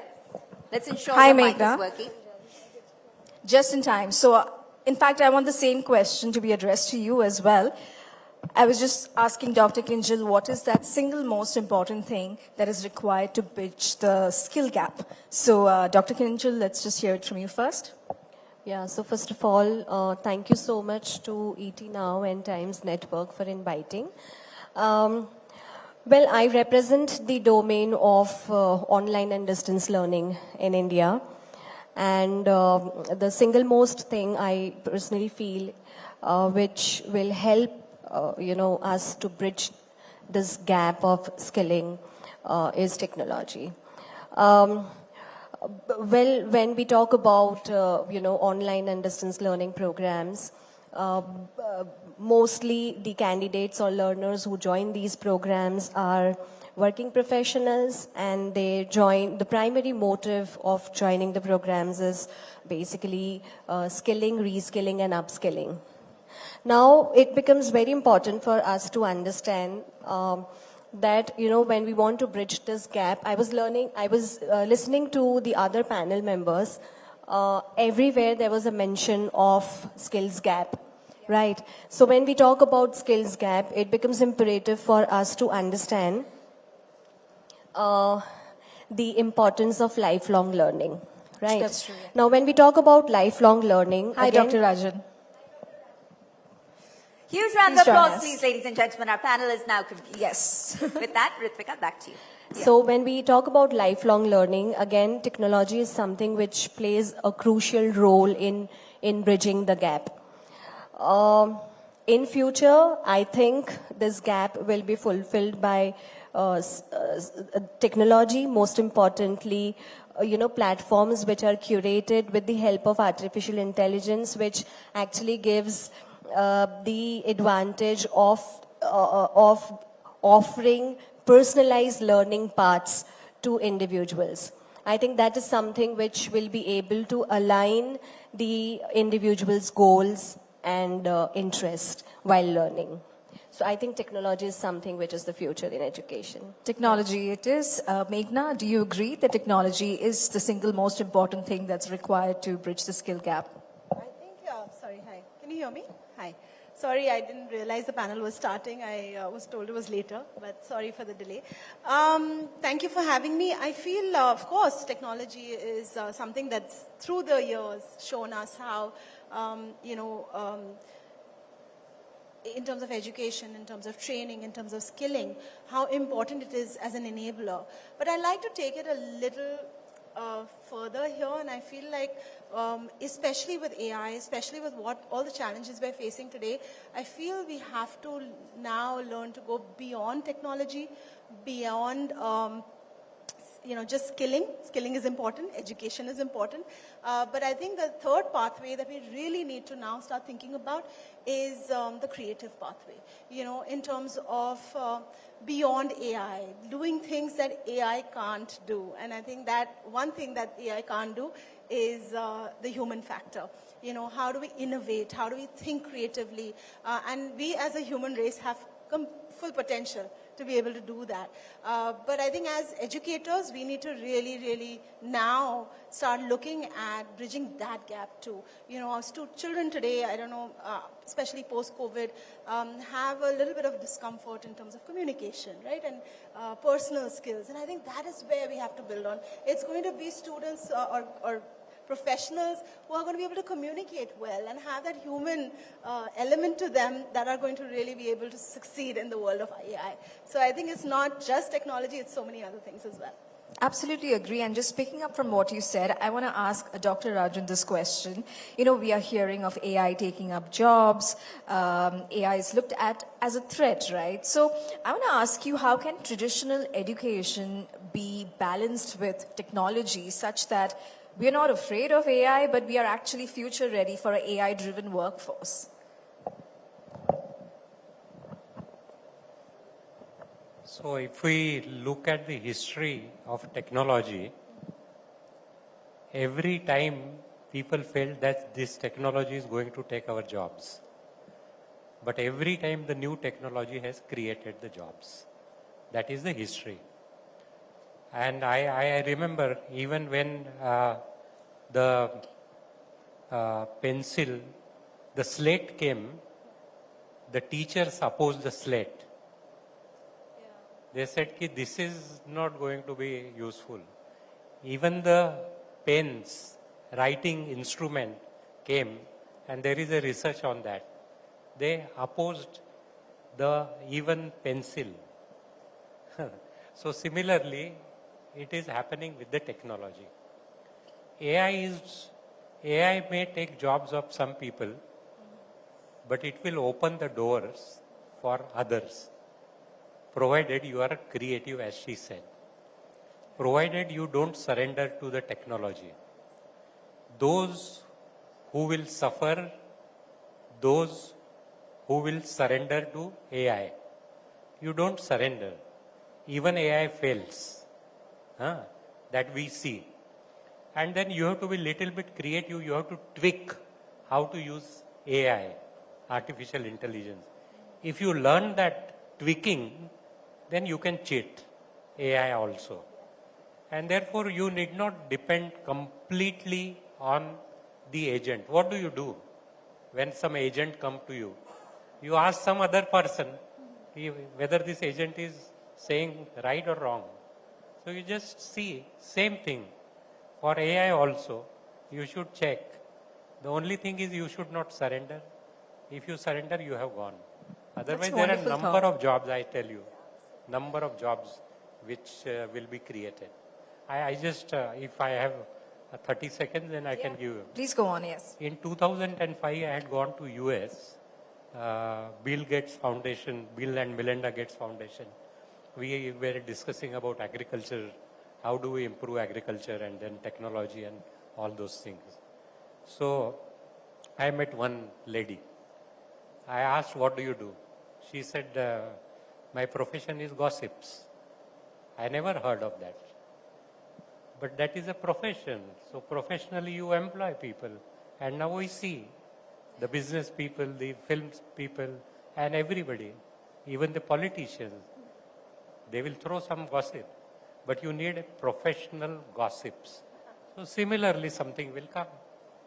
That's very interesting, professional gossips, wow. But, you know, Meghna, I'm going to come to you because you mentioned about how we need to be creative. Now, you're leading a film school and art education that was perhaps not recognized maybe a decade or 2 decades back is finally getting the recognition it deserves. But I want to understand, when it comes to creative education like films and media and art, you know, are we doing enough to also not just nurture their creative talent, but also prepare them with real-world skills out there? Like, what is your take on that? Absolutely. Absolutely. I don't think there's another way out of it. And I think that's exactly what we started with. The dream of starting Whistling Woods was not just to have an education business. It was to make sure that we enabled talented creative professionals to be able to hone their talent. So when we first dreamt of this, the industry is large. As you know, we make so many films a year and TV and content, but there were no professional educational institutes. And when I say professional, I mean exactly that: industry-enabled, industry-ready, students who graduate and are able to get picked up by the industry and can make a difference to the industry. So it's not just, our vision was not just to have employability, right? But for us to create or educate talent who can actually go out there and make a difference, which we've seen. We have 4,200 alumni now working in the industry. And I feel that is exactly what we dreamt of. We wanted to have a network of individuals so that somebody who doesn't have a film background or doesn't come from that, they have enough of a family out there in the industry who will support them and who will be around for them, which is exactly what we see today, right? So I think for us as a creative institute, it is, especially because of the challenges we face due to the stereotypes related, concerned with the industry, that yahan to bahut struggle karni padegi, parents are not sure, erratic times. So it was our responsibility to really, make creative education mainstream. And a few years back, we had the opportunity to offer degrees to our students through Tata Institute of Social Sciences. And I think that has really helped parents understand. Industry, of course, looks at the skill set, but parents really value degrees. And I feel that was a good move because with that, we've really been able to expand our audience in terms of the students we get to study film, fashion, design, music, and all the other courses that we offer. Right.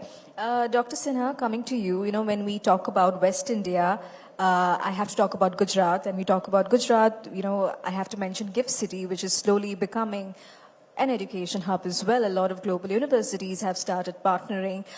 Do you see initiatives like these, in terms of helping us become, better when it comes to skilling, upskilling, education, and higher education as well, online education as well? Absolutely. I think that's very much, present currently. Universities like us, what we do is we co-partner with the industry. We co-create the program. The curricula of the entire program is created by the experts from the university as well as experts from the industry. The delivery is also, done by both industry as well as the education institution. Examination, of course, is taken care by the university. So I think when we co-create the programs, there are a lot of programs which are co-created in the domain of clinical research, a lot of programs in medicine and paramedical sciences, a lot of program in engineering. There are, of course, a lot of programs, short-term, skill-oriented programs targeted to specific skill set of the employees, again, which are customized and tailored as per the requirement of the industry, which makes it very, very relevant when the entire program is delivered to those set of employees. Now, all these programs are basically outcome-based programs, as what she's also talking, that, when we deliver the program, the outcome is such that, it is able to enhance the skill set of the employees, and they are able to work on a certain task which is expected by the corporate from them. Sure.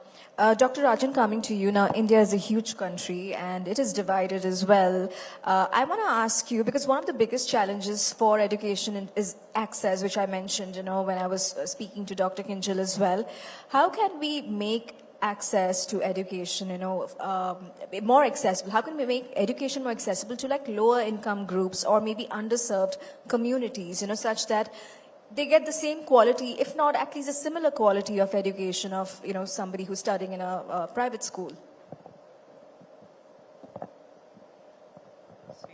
Accessibility, you will have to look at it from a different lens.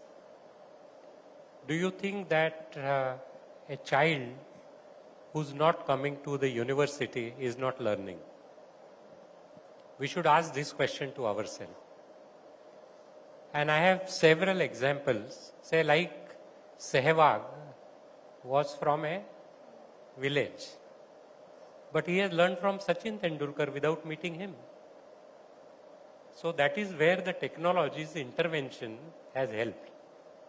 Now this technology intervention is helping by creating an environment of learning. Because some people, whatever you offer, if you are offering a non-qualitative education, there is no use of him or her. He is coming to a college or a university. What matters to me is, am I getting an education and skills which will help me to get an employment? I am not saying jobs. There is a difference between the two. Employment is different and jobs are different. Everybody can get employment, but everybody may not get jobs. And then partnering with them by giving them flexibility to learn. We wrote one of my friend from Orissa, who is a senior person, wrote a concept called village as a college. Village as a college. So we have a design school, okay?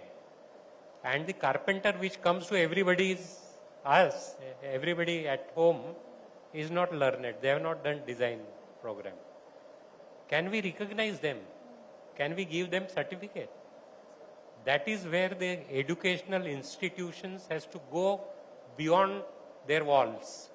The moment we go beyond their walls and certify them with whatever framework which you want to create, it is education. It is literacy, isn't it?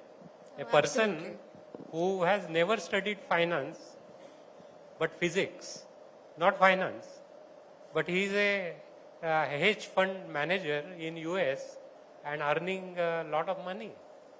So our definitions we will have to change. If we change the definitions, we will achieve. No, absolutely agree. And education definitely needs to move beyond certificates and degrees. Tell me then, this is a broad question for all of you. How can West India's education model also teach students about critical thinking, entrepreneurial thinking, and most importantly, have empathy at heart? Let's start with you, Meghna. So that's a great question. I think it will have to be a very deep-rooted pedagogical change that needs to happen.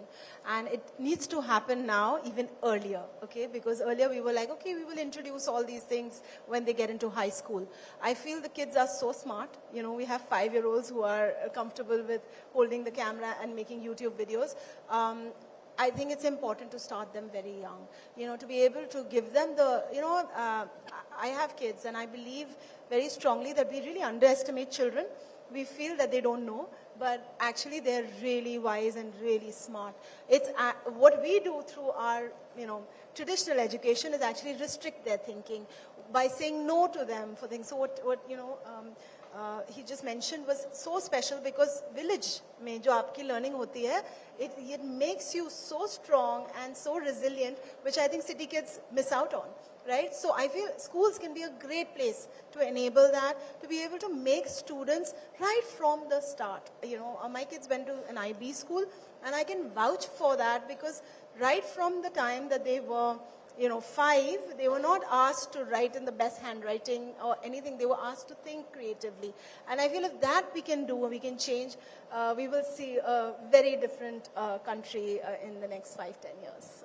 Fantastic. Dr. Kinjal, I'd like to know your take as well, and especially in terms of also how some of the government initiatives like the NEP 2020, we have Skills India Mission, how they have also probably contributed to making education more holistic.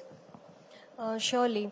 So when we talk about, the national education policy, at both the school level as well as the higher education level, there is an emphasis of incorporating life skills and vocational education, which also incorporates, social skills and entrepreneurial skills.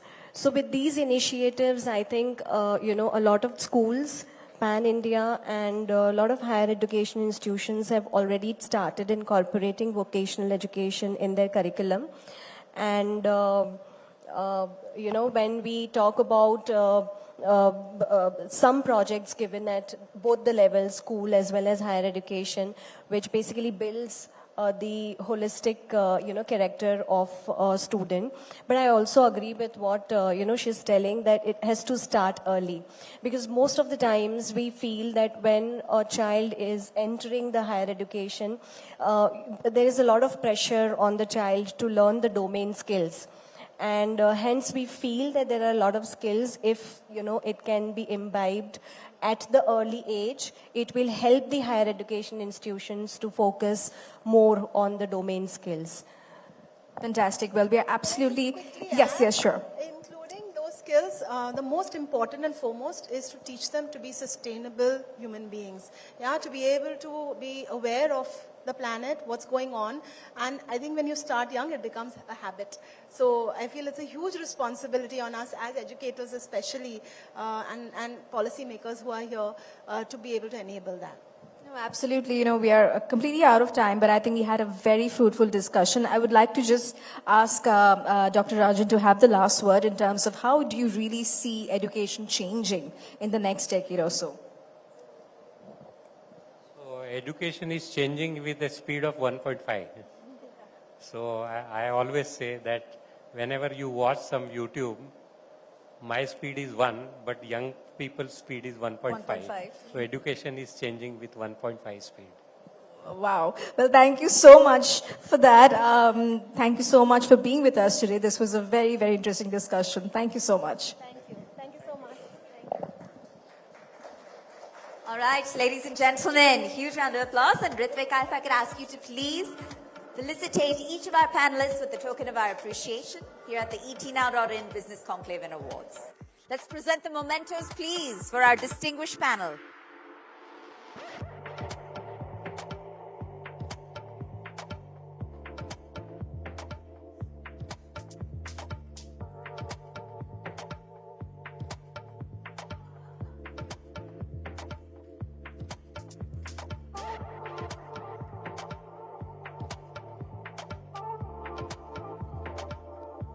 Bright era lies ahead in the capable hands of this distinguished panel, ladies and gentlemen.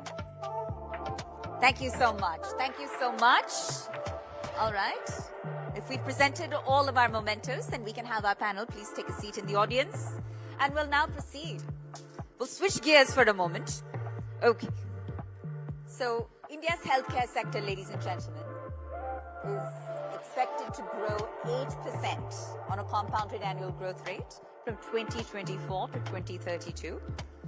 And it's expected to reach approximately $638 billion. That's right, by the end of this year, ladies and gentlemen. It's a staggering figure when you think about it. So while the requirement of advanced healthcare is, of course, growing exponentially, I think you'll all agree to that, the current sort of doctor-patient ratio or bed-to-patient ratio falls extremely short. But with recent advances in healthcare, technology, diagnostics, I think patient care has seen a new age. And playing a big role in leading this change are medical experts that are sitting out of key medical institutions right here in Western India. So what we're going to do is take the opportunity, ladies and gentlemen, to do a deep dive on India's healing edge, essentially West India's healthcare transformation. And I believe it's led in the hands of this very capable panel, and it's my honor and pleasure to please introduce them and invite them on stage. We have with us the creator of ThyroCare, Dr. A. Velumani. Huge round of applause, please, ladies and gentlemen. And joining him, Dr. Ramakant Deshpande, who's the Executive Chairman of the Asian Institute of Technology. If we could please have Dr. Ramakant also joining us. And Dr. Viral Desai, who's a cosmetic and plastic surgeon, also on the panel, ladies and gentlemen. And will there be anyone else joining us on the panel? I believe that's it, so let's go ahead and proceed. All right, they've earned their decades-long insights into the roadmap of India and how essentially we're going to create a healthy Bharat, but let's hear it from the horse's mouth today. All right, with that.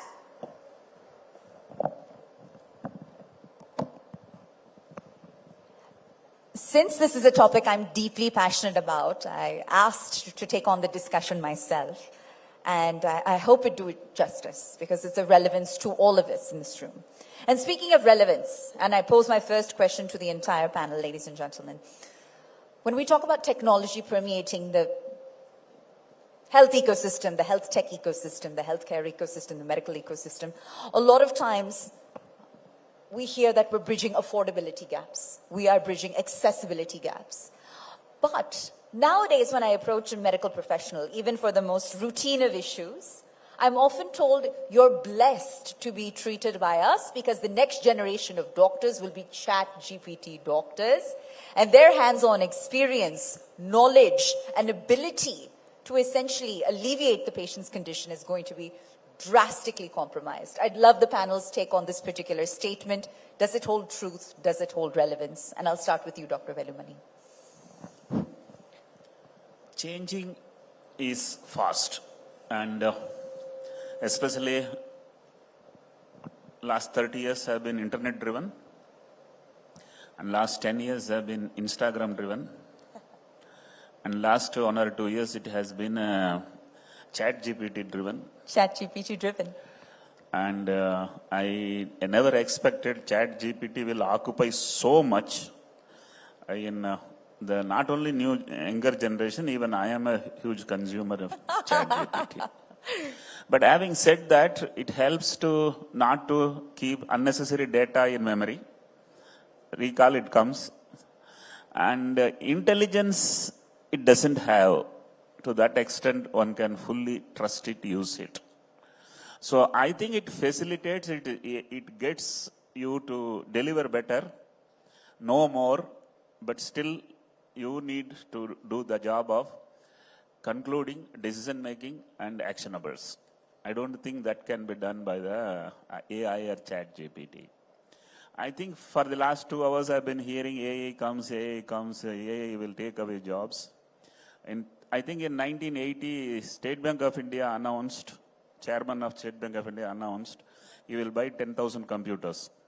All the staff went on a strike for 2 days. Fast forward, in 2025, if they tell all computers will be taken out, I think everybody will commit suicide. So to that extent, AI also will going to occupy such a vital position. And I believe, as earlier panel somebody was telling, if you understand it, you will lead it. Fair enough. And if you don't understand it, you will follow someone else. So that's how it is supposed to be. Be there and learn it fast, adapt it fast. I believe AI will improve efficiencies, will improve productivities, will improve profitabilities. Dr. Velumani, I think thank you for setting that context, and you've answered the question directly, very directly, a bit diplomatically, but directly. So I'm going to take it to another layer and peel back another layer of the onion, and I'll come to you now. So it's the same question, but also answer by saying, if you were a patient, would you prefer to be a patient today? Or would you prefer to be a patient, 25 years into the future? When would you be in better, more capable hands? Thank you, sir. My right shoulder is giving me a little problem, that's why. Oh, I'm so sorry. You're the patient today, sir. Would I prefer to be a patient today, or would I prefer to be a patient 25 years back? I think or 25 years from now, in the future. Or 25 years ahead. Well, I can't really foresee so much in the future because I don't know. I mean, I hope that they don't make euthanasia as a compulsory thing. But 25 years back or now, yeah, definitely today, because technological advances have gone so far ahead that your diagnosis is faster, your treatment is much better, your cure rates are definitely better, your quality of life is much better, your affordability is better.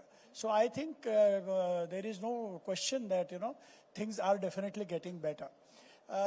And jokes apart, I think 25 years later, the things are anyway going to be definitely much, much better, because science will advance to a level of, particularly in my field in oncology, the ability to predict whether a person is going to get cancer or not, then ability to manipulate. There are technologies called CRISPR technologies where you can actually manipulate the genetic structure itself and prevent a malignancy from occurring. That will go 100 times better. So I think 25 years later will definitely be So your optimism is very heartening to hear. And I'm going to, play devil's advocate for a moment, coming to you now, Dr. Viral, because the fact of the matter is that many sort of untrained professionals that are not quite prepared for the rigors of, the healthcare ecosystem and its realities are now entering the field. And technology is perhaps not exactly coming to their rescue, but becoming a crutch, right? So do you share the same sentiment with our other two fellow panelists, or do you lean more on the side that I've just outlined?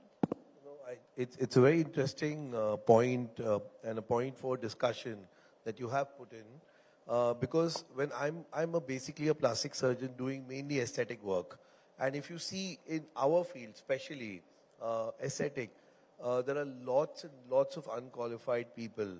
Every day when we open the paper, I think there was recently a headline article on the same thing, beauty clinics, which are actually run by businessmen, not even qualified doctors.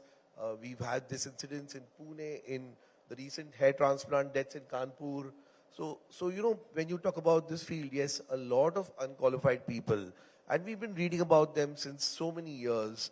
There were some scientists who were practicing like oncosurgeons. We've had incidences like that. So of course, people talking about curing, a block in the heart by just some liquid which they give and things like that. So especially our field has been infiltrated by unqualified. How will AI help there? It's a double-edged sword. With the use of marketing, they actually promote themselves also to be specialists. Right. Okay, it's a double-edged. So that's one problem. The other way where it can help, where you can actually find your doctor, you can see what his qualification, registration number is. So if we are able to integrate these things, how you have, it's a far-fetched thought, but an Aadhaar card for everybody, for every human. Why not have something for every doctor, and in one click or in one thing, you know exactly what his qualifications are. Is he registered? Is he unregistered for that matter? Is he registered with NMC or MMC or any kind of government agencies? Or is he just claiming to be X, Y, Z, A, B, C, D from UK or whatever, So maybe this is where it can come in, where it can educate the patient. So I don't know, this is a thought. Absolutely. I think you've answered both sides of the coin. And if I were to switch gears for a moment, oftentimes, as patients, what we look for in a doctor or a healthcare ecosystem is not simply the technical knowledge, but that bedside manner. All right? And that's something that perhaps, AI may or may not have the answers to as patients on the receiving end of trying to research a doctor. But Indian medical professionals have long been appreciated for their technical prowess.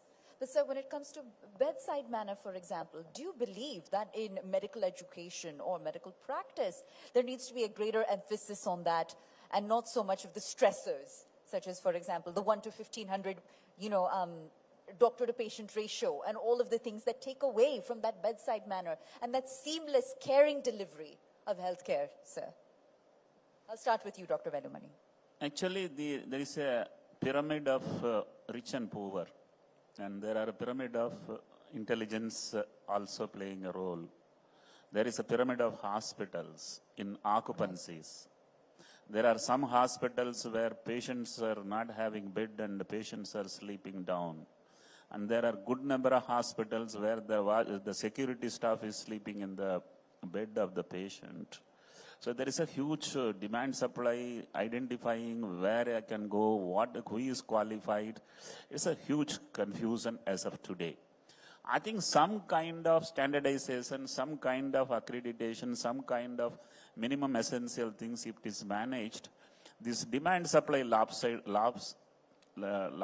will not happen. That's one thing. The second thing is, India is a huge country and Idris population इतना बड़ा है और जिस भी business में scale ही खेल है उस business में हिंदुस्तान ही मैदान है.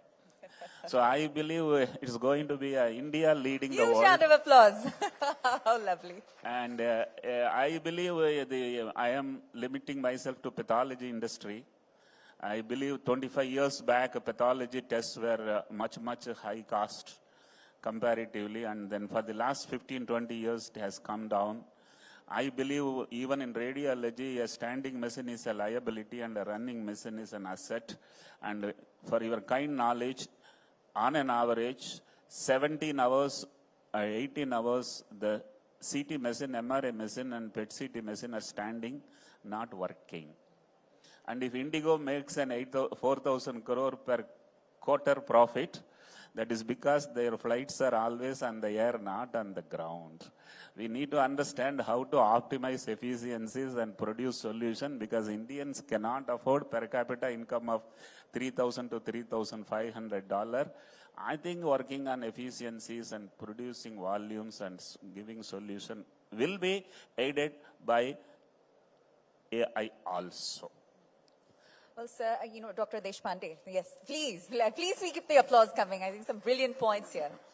And coming to you now, Dr. I would love for you to comment on some of Dr. Velumani's, inputs. And do you believe that health insurance can plug some of those gaps? Because insurance penetration rates in this country are abysmal. They're shy of 5%, sir, and largely dominated by the life insurance sector. And, Vineet, who was here from HDFC Life, and I had a detailed conversation on that same subject. So is that the stopgap? See, when you try to find out an answer to a question, you should always look for it somewhere else in the world, right? Right. So now let's take the developed countries. One is England, second is US, third one is Canada, all right? Now, England, you have a combination of private as well as insurance, right? The National Health Scheme, the NHS, is a complete insurance one, where you get a difficulty in passing urine because of a enlarged prostate today. Well, you will be operated 2 years later. So that is a kind of insurance thing that it looks for. If you want to get operated immediately, yes, you spend thousands of pounds and go to the Harley Street and get it done. So it has not sorted out the problem. Go to Canada, there is no private work there. You can't really go to a private practice person. It's only compulsory insurance. Right. Now, again, the same problem. You go with a headache, they'll say, okay, you go to your general practitioner, then let the general practitioner refer you to the specialist, and then you will see about it, which is again 2 months later. So it's not a happy system again. US has got both the system. 30% of US is not insured at all, which means that if you meet with an accident, you will be treated immediately and freely. But if you don't have an insurance, and if you suffer from a chronic disease, then there is a problem. Right. See, 70% of personal bankruptcy in the United States is because of expenses related to illness. So, you don't really have insurance as something which will guarantee that all kinds of shortfalls can be actually be covered. And obviously, India is not nowhere in the scene where you concern that. We have schemes like the PMJs and all that, which is very nice because 50 crore people covered, then another 8-10 crore covered in old people and all that. When you start analyzing it, when you start microscopically analyzing it, it appears more like a patchwork, with very well-intentioned patchwork, but it's a patchwork. It will not really take care of major illnesses. It will not cover his expenses, my expenses, or his expenses right. to the fullest extent, okay? And I'll tell you one thing, here is somebody, he's an amazing man, Dr. Velumani, I'm a great admirer of him for some simple reason. Sir. No, it's not because, he's a creator of ThyroCare, and he started it as a lab working for 16 hours. How did he actually break the ceiling of costing? This is the cheapest kind of a lab which gives your reports accurately at the lowest cost. How did he do that? He worked out the maximum capacity of his machine. Okay, this machine can actually do 1,000 tests per day. I'm doing only 100 tests a day. So he said, no, I will do 1,000 tests per day. So how much is cost where I can go down? And suddenly he realized that in place of 10 rupees, I can charge only 2 rupees for this. And he actually did that. I'm sure he took a big hit in the initial few years. And I read about his article long back when I was still in Tata Memorial Hospital. But this is something which is a very, very innovative kind of a thinking. So will insurance plug these kind of problems in taking care of healthcare? unlikely, but there are ways of doing it. One is public-private partnerships, where you can know there are so many institutions. You know, the Brits, we keep on cursing them, but they did one good thing. They put infrastructural hospitals everywhere. They're all lying there, the primary healthcare centers, the regional centers, everything. They're still lying there. They don't have any medicines there, nothing like that. But understand one thing. If doctor wants to put up a hospital today, what is the biggest bottleneck? It's the real estate and the structure and the way the whole thing has been planned. It is all there. So the government has to just look into that, and then it can say that, all right, I will give you this particular thing. Treat your patient 60% or in whatever rate you want, provided you give me 40%. And there you can actually do this thing. And then maybe support him a little bit. So you need a little bit of an innovative thinking, and you need somebody with a hunter like Dr. Vellumani sitting on the top of the carrot. So it's possible to do it. So thank you for that candor and, you know, that color to the conversation. And I think when one medical professional so openly admires another, it's just an incredibly heartening feeling. So huge round of applause for that, ladies and gentlemen.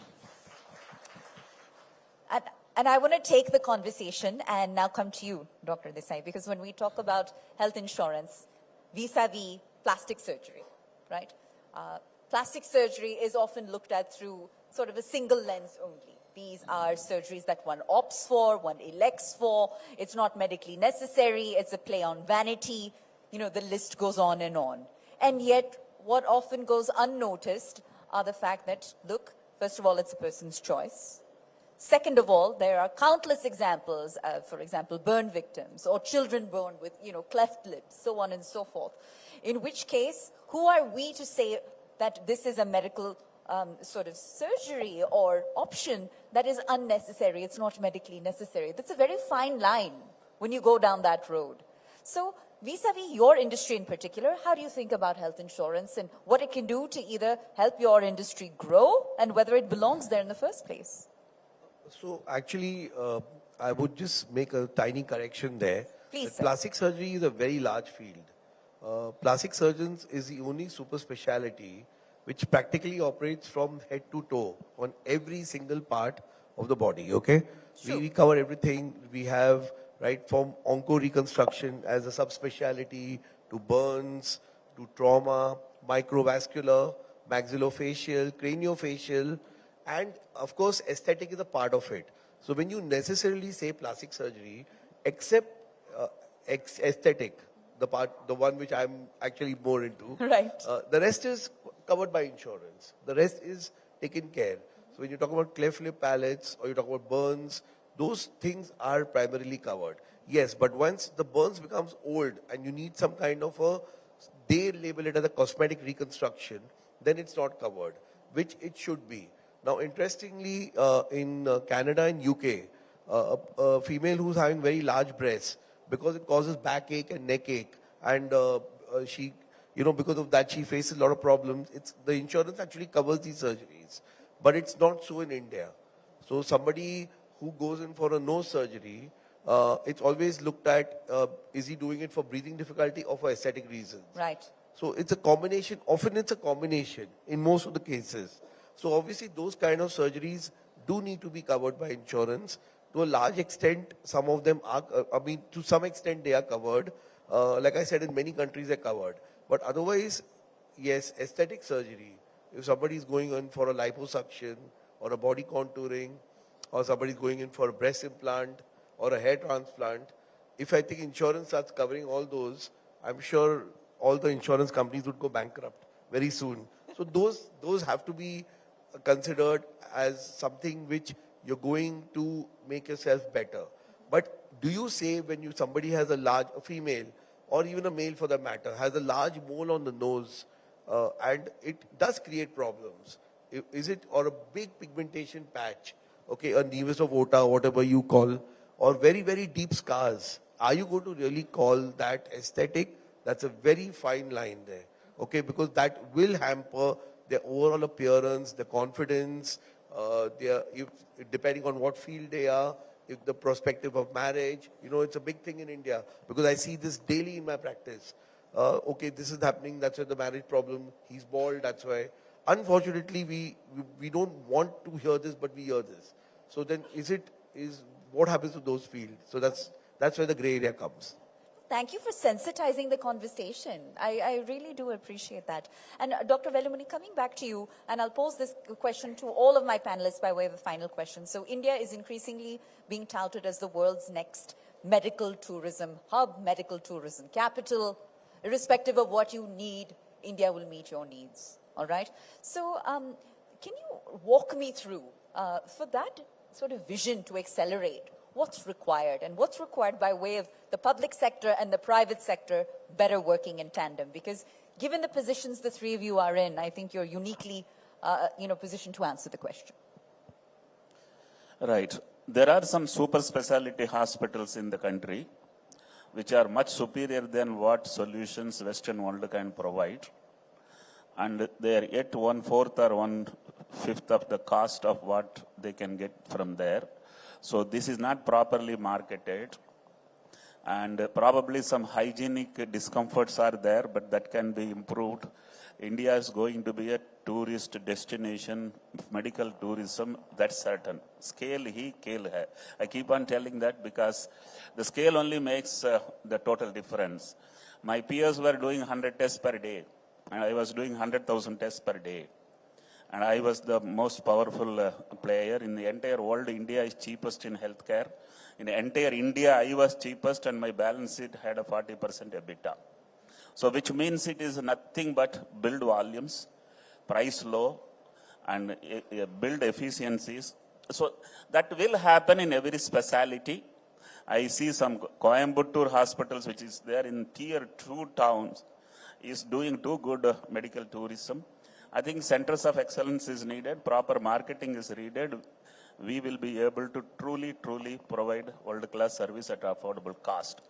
What has gone wrong with Western world is cost of the insurance premium is too high. The cost of services are too high.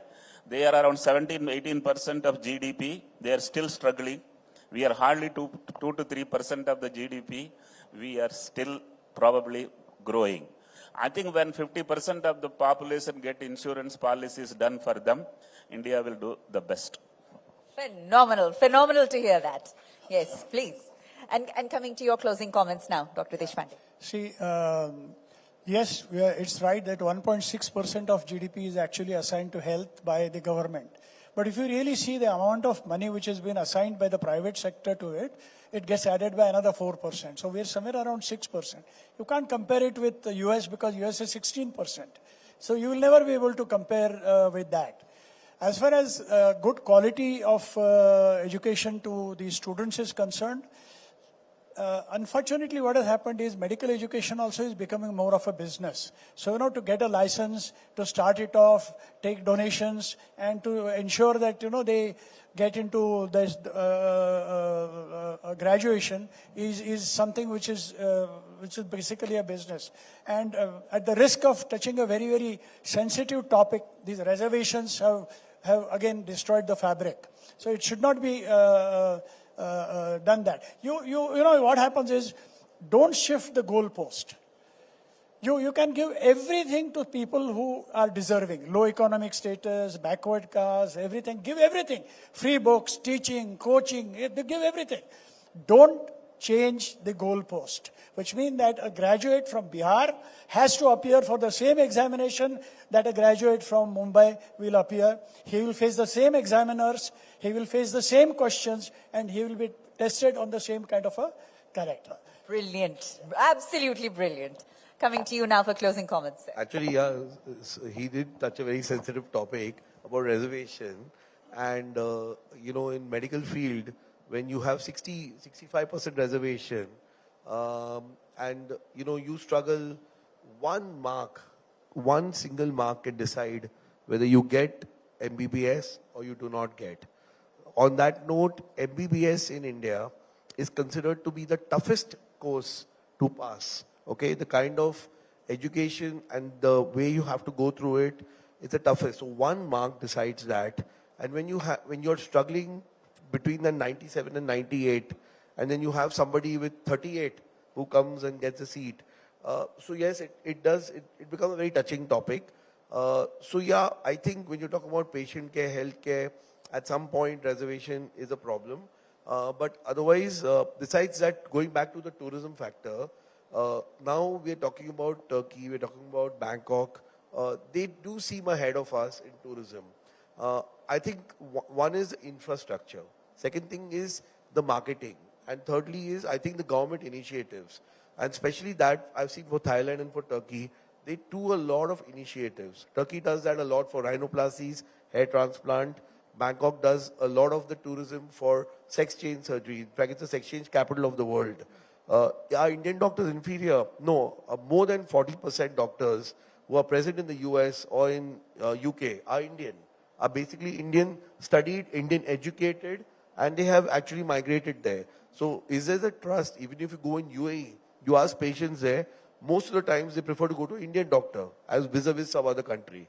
So I think once India masters the way to market it, and with a lot of government initiatives, Indian tourism market can go just sky high. There's no limit to it. And why should we even be number 2 for that matter? We have to be number 1 in all those fields. All right. Well, with a highly distinguished panel like this leading the charge, there's no way we won't be number 1. So huge round of applause once again, ladies and gentlemen, for our highly distinguished panel, Dr. Velumani, Dr. Deshpande, and Dr. Desai. Thank you for doing the conversation justice. And if I could please felicitate each of our panelists with a small token of our appreciation. Let's please present a momentum. If I could please have Pooja Sethi also on stage to do the honors. Thank you. And let's do a quick photo op with our power-packed medical professional panel.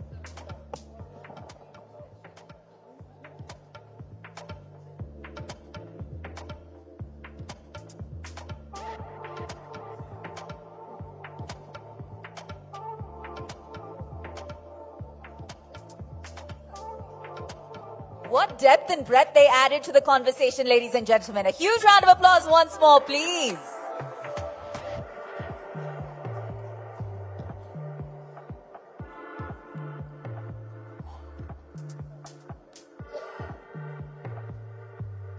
Thank you for being here at the ET Now.in Business Conclave Awards 2025 West Edition.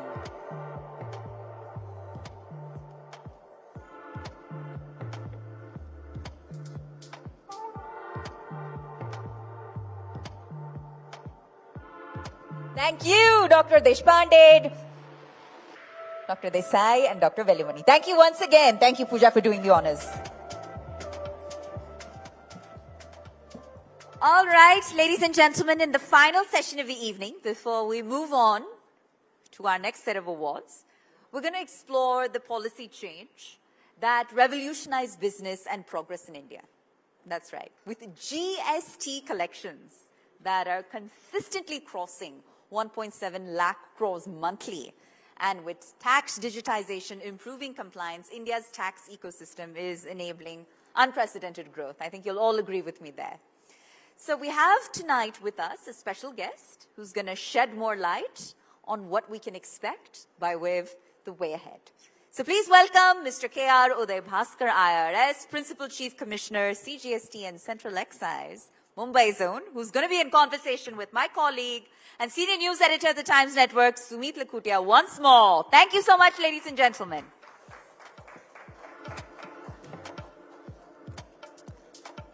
Thank you, gentlemen. Final session of the evening. And with that, Sumit, over to you. Thank you, Pooja, for that. Thank you, sir, Mr. Bhaskar. Thank you for being here.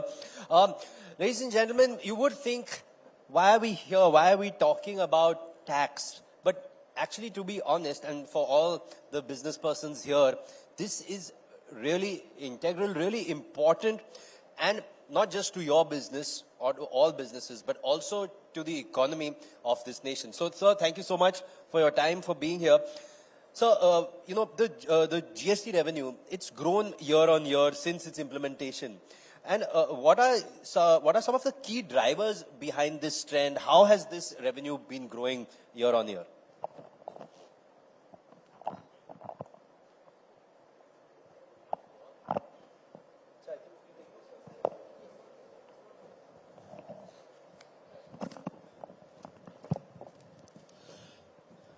Good evening to all.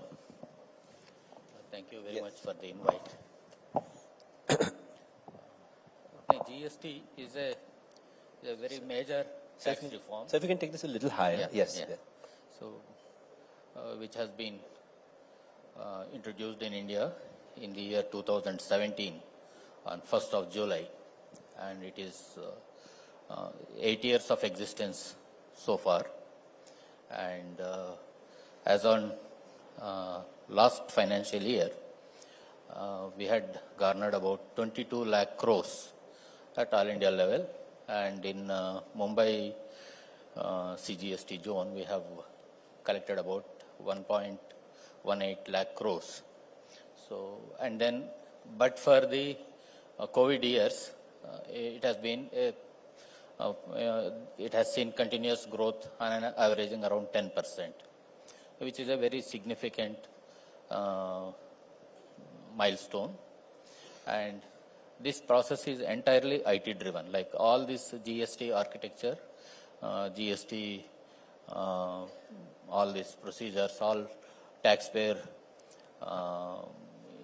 wherever taxpayer interacts with the department, mostly it is IT driven.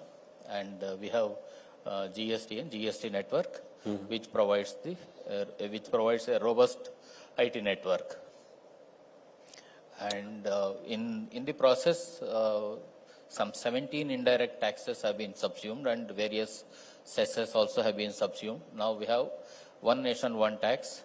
So in this CGST, which is administered by central government, and SGST, which is administered by state governments, are all amalgamated into one tax structure, and it is on the common tax base.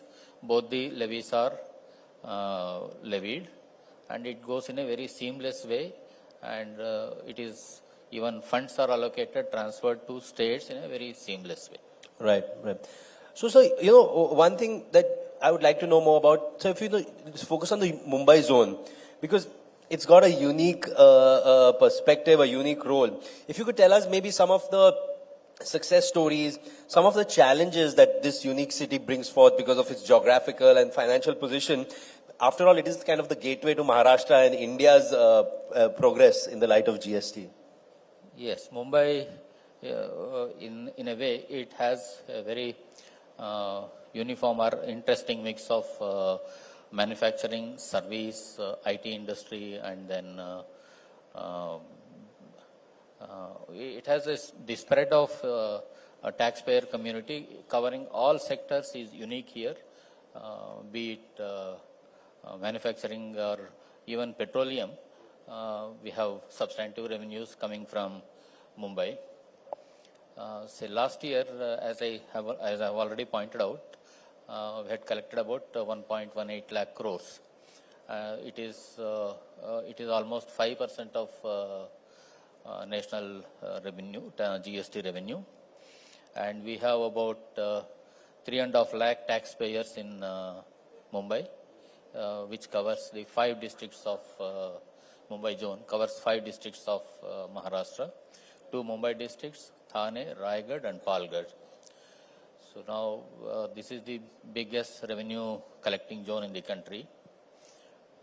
So that talks about Mumbai. Yeah. Most important, sir. A big important center for us. So, one important question I'd like to know about, because based on your experience, how has the transition been from pre-GST to the GST framework? How has that shaped the functioning of tax administration? See, when we amalgamated all these tax structures, we had to move to IT-enabled tax administration. Now, even our internal office functions have been, like you don't find in our offices the older system of files and everything. Now it's all, everything moves in the systems. And then most of the interactions, even with the taxpayers, be it registration or return filing or refunds, any other further interactions, adjudications, appeal process, everything is IT driven. And then we have a robust IT network is provided by GSTN, and then everything is computerized, and so like it in a way tries to provide with officers very less interface unless where some investigation matters are involved. Otherwise, there is hardly any interaction with the taxpayers. Fantastic. Just keeps it more efficient and smoother running. So, two important things: grievance redressal and dispute resolution. They are key to building the taxpayers' trust. Just your thoughts. How are these aspects being handled under the GST framework? What systems are in place for the same? Grievance redressal, yes, we have we try to we have a very we have presence in all the social media platforms, be it Twitter or we have a WhatsApp channel, and in all other social media also we try to reach out and take questions from the thing. But more than that, central government has CP grams, centralized public grievances redressal and monitoring system. It is called CP grams, where across all government departments, any complaint can be raised, and then we address these grievances. And in the Mumbai zone, on an average, we take about 5 days to redress a grievance, as against even the expectation of the government is that we should redress it in about 30 days, but we take around 5 working days to give to redress a grievance. And similarly, we have because this tax is administered by both state and central authorities, we have a grievance redressal mechanism which is headed by both zonal functionaries at the state and central level, and we interact with all the taxpayers, chambers of commerce, and then all other bodies, and even the official functionaries, and we take it's a quarterly meet where we invite everyone and then ascertain what are the complaints, what they have, what are the grievances they have, and then we try to address them. That apart, like we have two bodies, Advanced Ruling Authority and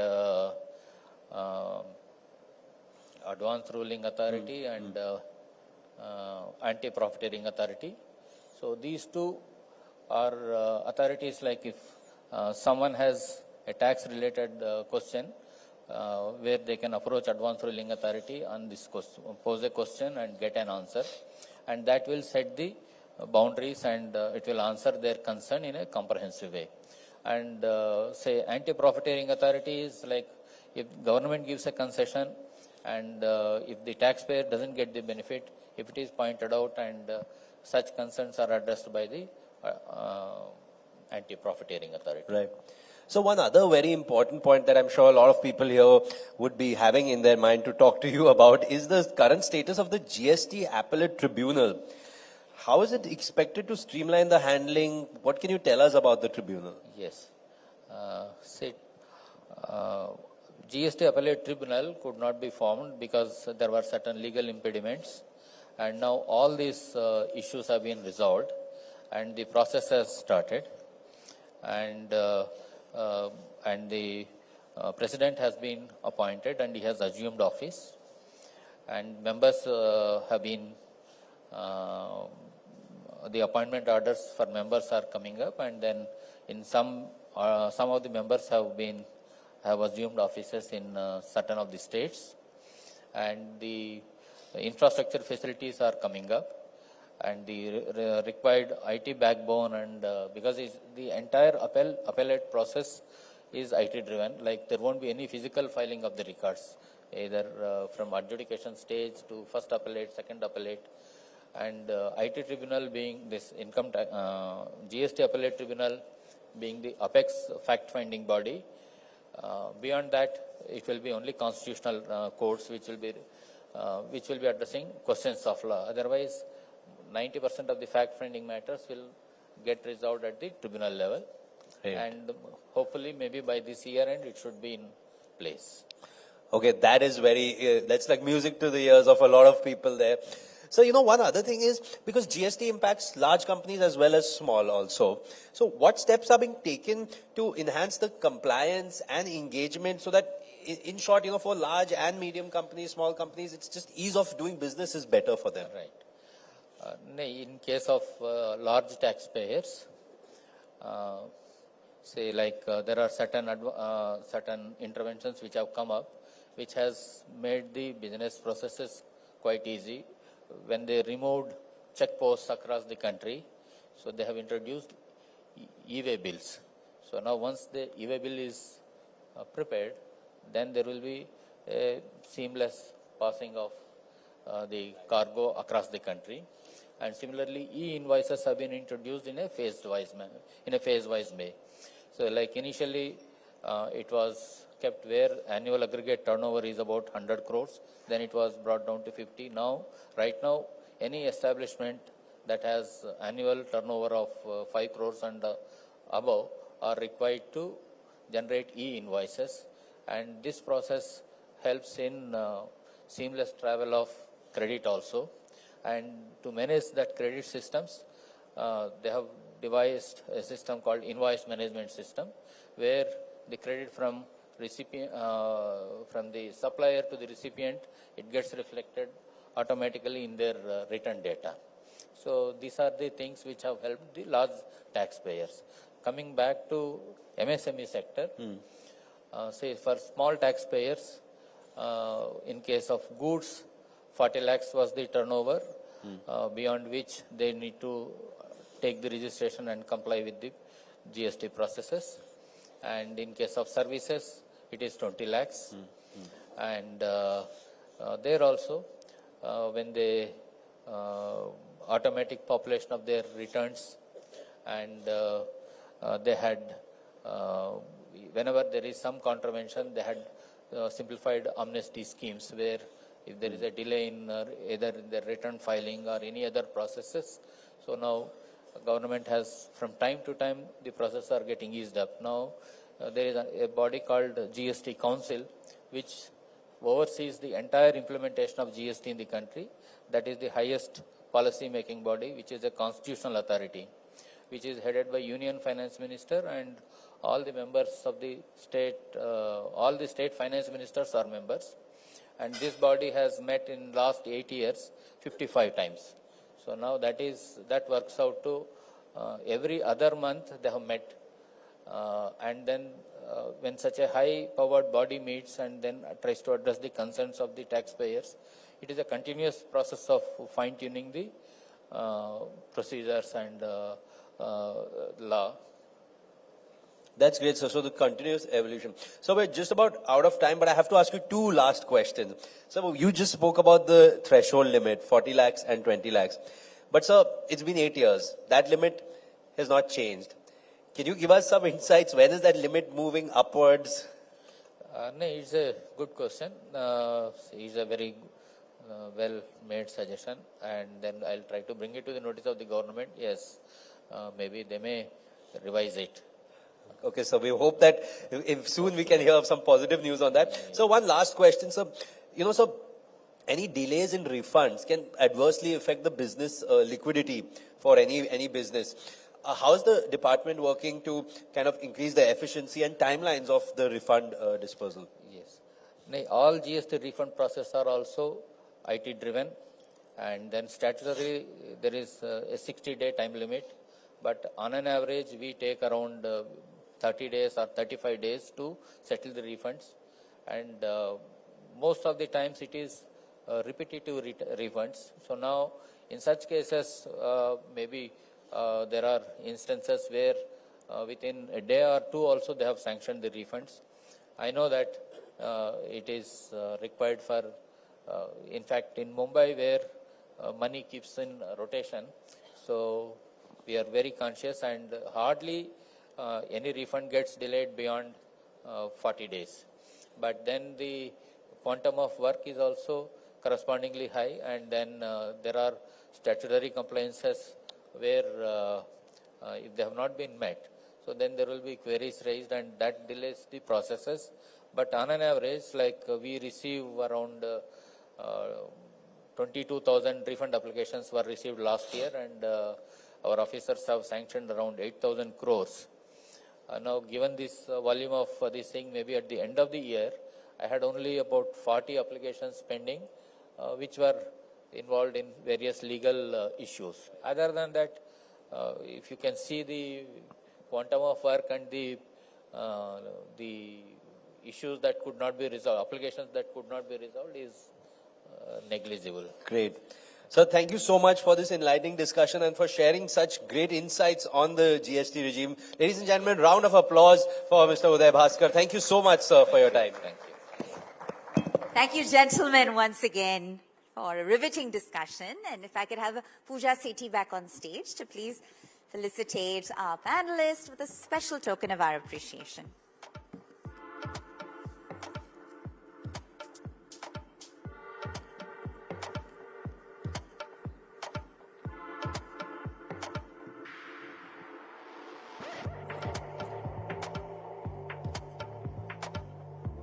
Thank you, sir, for being here and for sharing insights on a topic that clearly impacts us all. We look forward to you trailblazing the path ahead. A token of appreciation, please.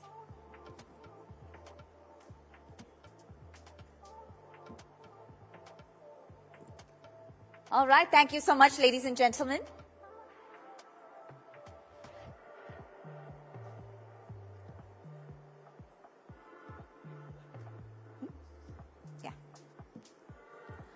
We're just going to present sir with a memento, a token of our appreciation.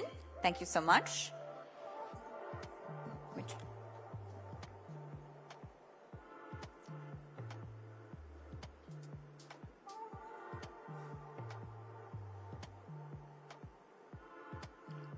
There we go. There we go. We got it.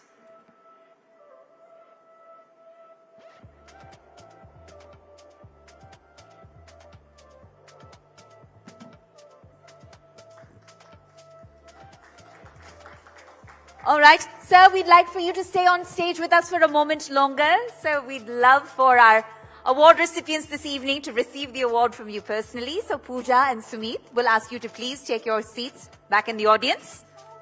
And with that, I'll continue with our next set of awards. All right, and let's see here. Okay, we're going to go with the Best Mice and Event Travel Company, ladies and gentlemen. All right, so at this remarkable conclave, we're now going to present our next set of awards to recognize business excellence. And the first category is Best Mice and Event Travel Company. And the winner is Ravi Raj Sa. Can we please have Ravi Raj on stage? He's a leading name in the world of mice and experiential events, a dynamic agency that has redefined how brands connect with people. A sharp focus on mice, that is meetings, incentives, conferences, and exhibitions. Media Helmets has successfully executed high-impact events, both at the national and international level. All right, thank you so much, ladies and gentlemen. And now we'll move on to the next category, which is Excellence in Creative Arts. And it goes to Whistling Woods International. No surprise there. Huge round of applause, please, ladies and gentlemen. Whistling Woods, if we could have the team on stage to please accept this highly prestigious honor here at the etnow.in Business Conclave and Awards. That's right, ladies and gentlemen. Excellence in Creative Arts, Whistling Woods International.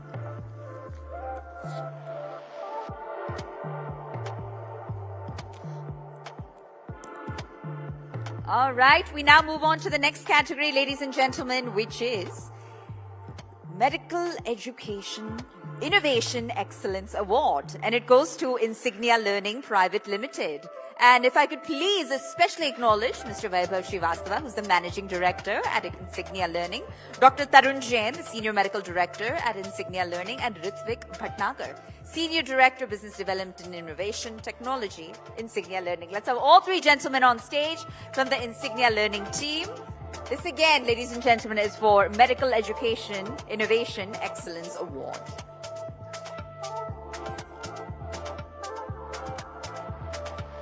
All right, ladies and gentlemen, and with that, we move on to our next award, which is Excellence in Financial Product Distribution and Wealth Solution.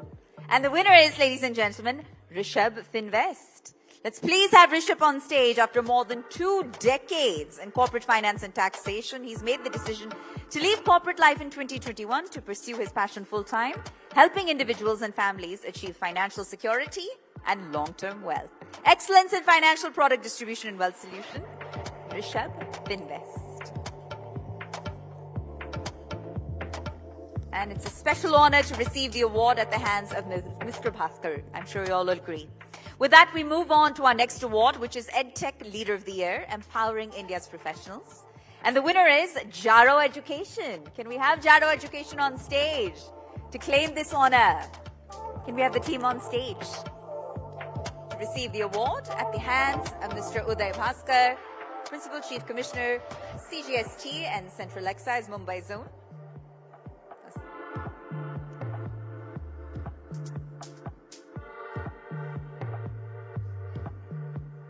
All right.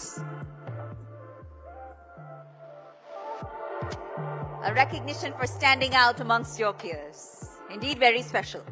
And with that, we move on to our next category, ladies and gentlemen, which is Excellence in Business Coaching and Leadership Development. And it goes to Metamorphosis Unlimited. So it's our absolute honor to introduce Dr. Ajay Bakshi, who's a highly respected leader, visionary, and change catalyst. And he's the founder and managing director of Metamorphosis Unlimited. He currently serves as the president and board director of Intelligent Leadership Executive Coaching. Dr. Bakshi, if we could kindly please have you on stage and accept this very prestigious honor, Excellence in Business Coaching and Leadership Development. Metamorphosis Unlimited, ladies and gentlemen. And with that, we move on. Our next category is Excellence in Firefighting and Safety Services, and it goes to Mr. Santosh Subhash Marathe, who's the CEO and founder. Sir, if you could please join us on stage. That's right, ladies and gentlemen, we're honoring a firefighting service company, Firevax, that has demonstrated outstanding commitment, bravery, and dedication to safeguarding lives and property for the last 10 years and counting. Thank you. And with that, we move on to Excellence in Entertainment and Art Industry, and it goes to Vidnet Music Company. Can we please have them on stage to accept the honor here at the etnow.in Business Conclave Awards, West Edition. Congratulations once again to Vidnet Music Company. Excellence in Entertainment and Art Industry.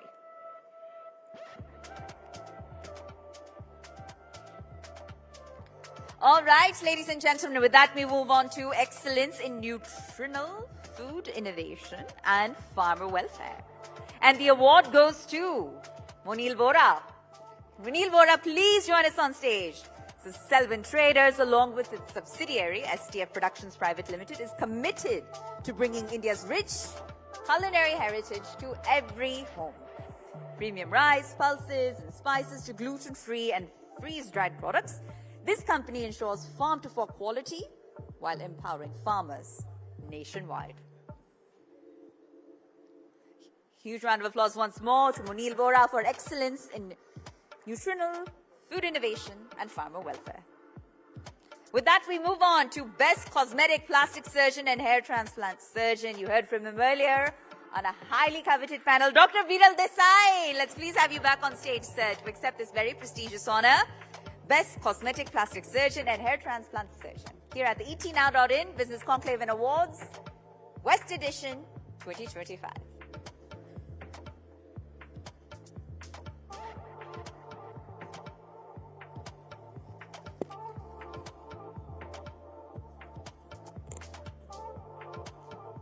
All right. Sir, thank you so much. And we'll kindly see you very soon. But sir, you really raised the bar here at the etnow.in Business Conclave Awards, West Edition. Huge round of applause once more for Mr. Uday Bhaskar. All right. Now it's my honor and pleasure to please welcome on stage Dr. A. Velumani, creator of Thyro Care. Let's please have you on stage, sir. So, sir, it would be our honor to have you present the next award. If you could please oblige us. And that category, ladies and gentlemen, is Best Training Institute in Financial Education. And the award goes to Malkan's View. Let's please have you on stage, sir. Let's have the team on stage to receive the very prestigious honor from Dr. Velumani himself, Best Training Institute in Financial Education. Congratulations.